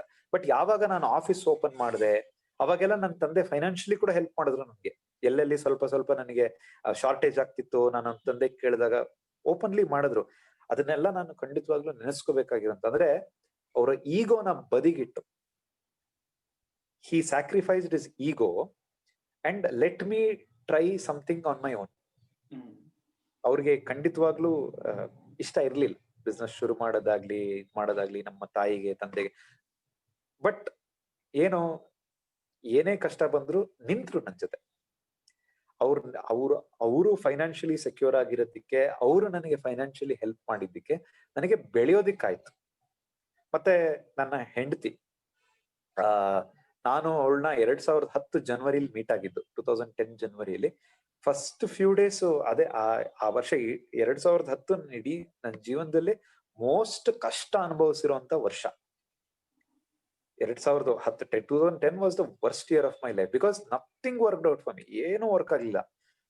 ಆ ಟೈಮಲ್ಲಿ ಪರಿಚಯ ಆಗಿ ಒಂಥರ 3 ವರ್ಷ ನಾವು ವಿ ವರ್ ಡೇಟಿಂಗ್. ಆ 3 ವರ್ಷದಲ್ಲಿ ಅದೆಷ್ಟು ಪ್ರೋತ್ಸಾಹ ಕೊಟ್ಲು ನನ್ಗೆ. ಅವಳು ಯಾವತ್ತು ನಮ್ಮಮ್ಮ ಕೆಲ್ಸಕ್ಕೆ ಹೋಗಿ ಹೇಳು ರಂಜು ಅಂತ ಹೇಳಿದ್ರು, ಅವಳು ಶಿ ನೆವರ್ ಸೆಡ್ ಇಲ್ಲ ಆಂಟಿ, ಅವಳು ಅವ್ನ್ ಮಾಡ್ಲಿ, ಅವ್ನಿಗೆ ಇದಿದೆ, ಅವ್ನು ತಾಕತ್ತಿದೆ, ಅವ್ನು ಮಾಡ್ತಾನೆ ಅಂತಂದ್ಲೇ ಹೊರತು ಯಾವತ್ತು ಒಂಥರ ಡೌಟ್ಫುಲ್ ಆಗಿ ಇದ್ ಬೇಡ, ನೀನ್ ಎಲ್ಲ ಕೆಲ್ಸಕ್ಕೆ ಹೋಗ್. ಬಿಕಾಸ್ ಅವಳ ಅಕಸ್ಮಾತ್ ಆ ಮೂಮೆಂಟ್ ಆಫ್ ಟೈಮ್ ಅಲ್ಲಿ ಹೇಳ್ಬಿಟ್ಟಿದ್ರೆ ನನ್ಗೆ, ನೋಡು ನನಗ್ ನಮ್ಮ ಮನೇಲಿ ಕನ್ವಿನ್ಸ್ ಮಾಡೋದ್ ಕಷ್ಟ, ನೀನು ಕೆಲ್ಸಕ್ಕೆ ಹೋಗ್ಬಿಡು ಅಂತ ಹೇಳ್ಬಿಟ್ಟಿದ್ದಾರೆ, ಪ್ರಾಬಬ್ಲಿ ನಾನು I would have said yes, okay check this, ನಾವು ಲೆಟ್ಸ್ ಗೆಟ್ ಅ ಜಾಬ್ ಅಂತ ಯೋಚನೆ ಮಾಡುವಂತ ಮನಸ್ಥಿತಿ. So God has been really kind. ಅಂದ್ರೆ ಕರೆಕ್ಟ್ ಜನಗಳನ್ನ ಕರೆಕ್ಟ್ ಟೈಮ್ಗೆ ನಾನು ಒದಗಿಸಿ ನನ್ನನ್ನ ತುಂಬಾ ಒಂಥರ ಲಾಲನೆ ಪೋಷಣೆಗಳನ್ನ ಮಾಡಿದಾನೆ. ನಾನು ಅದನ್ನ ಒಪ್ಕೋಬೇಕು. So thanks to everybody. I am not overtly emotional, but ಖಂಡಿತವಾಗ್ಲೂ ಎಲ್ಲಾರ್ಗು ಅಂದ್ರೆ ನಾನು ಏನಿದ್ದೀನಿ ಅದು ನನ್ನೊಬ್ಬನಿಂದ ಅಂತ ಹೇಳ್ಕೊಳ್ಳೋದು ಖಂಡಿತ ತಪ್ಪು. ಎಲ್ಲಾರ್ದು ಅಂದ್ರೆ ಡೈರೆಕ್ಟ್ ಆಗಿ ಕಾಂಟ್ರಿಬ್ಯೂಟ್ ಮಾಡಿರೋ ಸ್ವಲ್ಪ ಜನ ಇದ್ದಾರೆ, ಇಂಡೈರೆಕ್ಟ್ಲಿ ಕಾಂಟ್ರಿಬ್ಯೂಟ್ ಮಾಡಿರೋರು ಸಾಕಷ್ಟು ಜನ ಇದ್ದಾರೆ. ಸೊ ಅವ್ರೆಲ್ರಿಗೂ ಖಂಡಿತವಾಗ್ಲೂ ಥ್ಯಾಂಕ್ಸ್. ಹೋಪ್ಫುಲಿ ನಾನು ಒಂದು ಮೀಡಿಯಾಕರ್ ಸಕ್ಸಸ್ ಕಂಡಿದ್ದೀನಿ, ಇದೊಂದು ಲಾರ್ಜ್ ಸಕ್ಸಸ್ ಆಗಿ ಕಂಡು ಅವರ ಏನು ಸ್ಯಾಕ್ರಿಫೈಸಸ್ ಏನಿದೆ, ಅವರ ಏನೇ ಟ್ರೇಡ್ ಆಫ್ಸ್ ಗಳು ಏನಿದೆ, ಅದೆಲ್ಲದು ಅಂತ ಜಸ್ಟಿಫೈ ಮಾಡ್ತೀನಿ ಅನ್ನೋದು ಒಂದು ಹೋಪ್ ನನಗಿದೆ. Exactly. Thank you so much Abhiram. ಅದೇ ನಾವು ಆಕ್ಚುಲಿ ಕನೆಕ್ಟೆಡ್ ಕಲಿಯೋಣ ಅಂತ ಟಾಕ್ ಶೋ ಮಾಡಿರೋದೇ ಅದಕ್ಕೋಸ್ಕರ. People would see from outside Abhiram is an MD ಅಥವಾ he's like owning a startup ಅಥವಾ for anything for that matter, they just look at the job titles. But ಅದರ ಹಿಂದೆ ಇರೋ ಹ್ಯೂಮನ್ ಸೈಡ್ ಆಫ್ ಥಿಂಗ್ಸ್ ಮತ್ತೆ ಅವ್ರ way of thinking ನ ಜನಕ್ಕೆ ಪರಿಚಯ ಮಾಡಿಸ್ಬೇಕು ಅನ್ನೋದೇ ಈ ಟಾಕ್ ಶೋನ DNA ಆಗ್ಬೇಕು ಅಂತ. But you leave to it.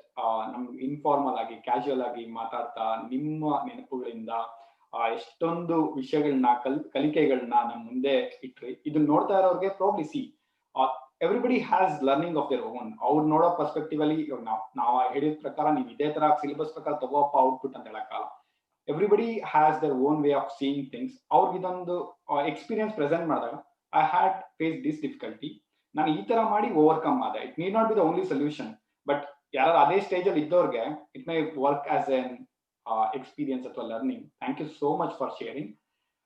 Last ಅಲ್ಲಿ we have some personal thing, like ಸ್ವಾರ್ಥವಾಗಿ ಕೇಳ್ತಾ ಇದೀವಿ, ನಿಮಗೆ ಕಲಿಯೋಣ ಪೋರ್ಟಲ್ ಮತ್ತೆ ಕಲಿಯೋಣ ಆಕ್ಟಿವಿಟೀಸ್ ಬಗ್ಗೆ ನೋಡಕ್ಕೆ ಟೈಮ್ ಸಿಗ್ತಾ? ಅದ್ರ ಬಗ್ಗೆ like 1 or 2 sentences would be fine. ಖಂಡಿತವಾಗ್ಲು. ಅಂದ್ರೆ ನೋಡಿ, ಯಾರಿಗೆ ಆಗ್ಲಿ ಮಾತೃಭಾಷೆ ಅನ್ನೋದು ತುಂಬಾ ಮುಖ್ಯ. ನಮ್ಗೆ ಸಾವಿರಾರು ವರ್ಷದಿಂದ ಆಗಿರುವಂತ ಒಂದು ದುರ್ದೈವ ನಮ್ದೇನು ಅಂತಂದ್ರೆ, ನಾವು ಗುಲಾಮ್ಗಿರಿಯಲ್ಲಿ ಬಾಳಿ ನಮ್ಮ ಭಾಷೆ ನಮ್ಮ ಸಂಸ್ಕೃತಿ ಬಗ್ಗೆ ಒಂದು ಕೀಳರಿಮೆ ಬೆಳೆಸ್ಕೊಂಡ್ಬಿಟ್ಟಿದೀವಿ. ಅಂದ್ರೆ ಈಗ ನೋಡಿ, ಜಪಾನ್ ಅಲ್ಲಿ ಅಥವಾ ನಮ್ಮ ಈಸ್ಟ್ ಏಷ್ಯನ್ ಕಂಟ್ರೀಸ್ ಅಲ್ಲಿ ಸಾಕಷ್ಟು ಟೆಕ್ನಾಲಜಿಕಲ್ ಅಡ್ವಾನ್ಸ್ಮೆಂಟ್ಸ್ ಆಗಿದ್ರು ಸಹ ಅವ್ರು ಯಾರು ಇಂಗ್ಲಿಷ್ ನ ಅಡಾಪ್ಟ್ ಮಾಡ್ಕೊಂಡಿಲ್ಲ. ಸೊ ಅದೇ ಈ ಒಂಥರ ಈ ಯುರೋಪಿಯನ್ ಕಂಟ್ರೀಸ್ ಅಲ್ಲೂ ಸಹ ನೀವು ಇದೇ ಪ್ಯಾಟರ್ನ್ ನೀವು ಫಾಲೋ ಮಾಡ್ಬೋದು. ಜರ್ಮನಿ ಆಗಿರ್ಬೋದು, ಸ್ವೀಡನ್ ಆಗಿರ್ಬೋದು, ಟೆಕ್ನಾಲಜಿಕಲಿ ತುಂಬಾ advanced, but they have not adapted English.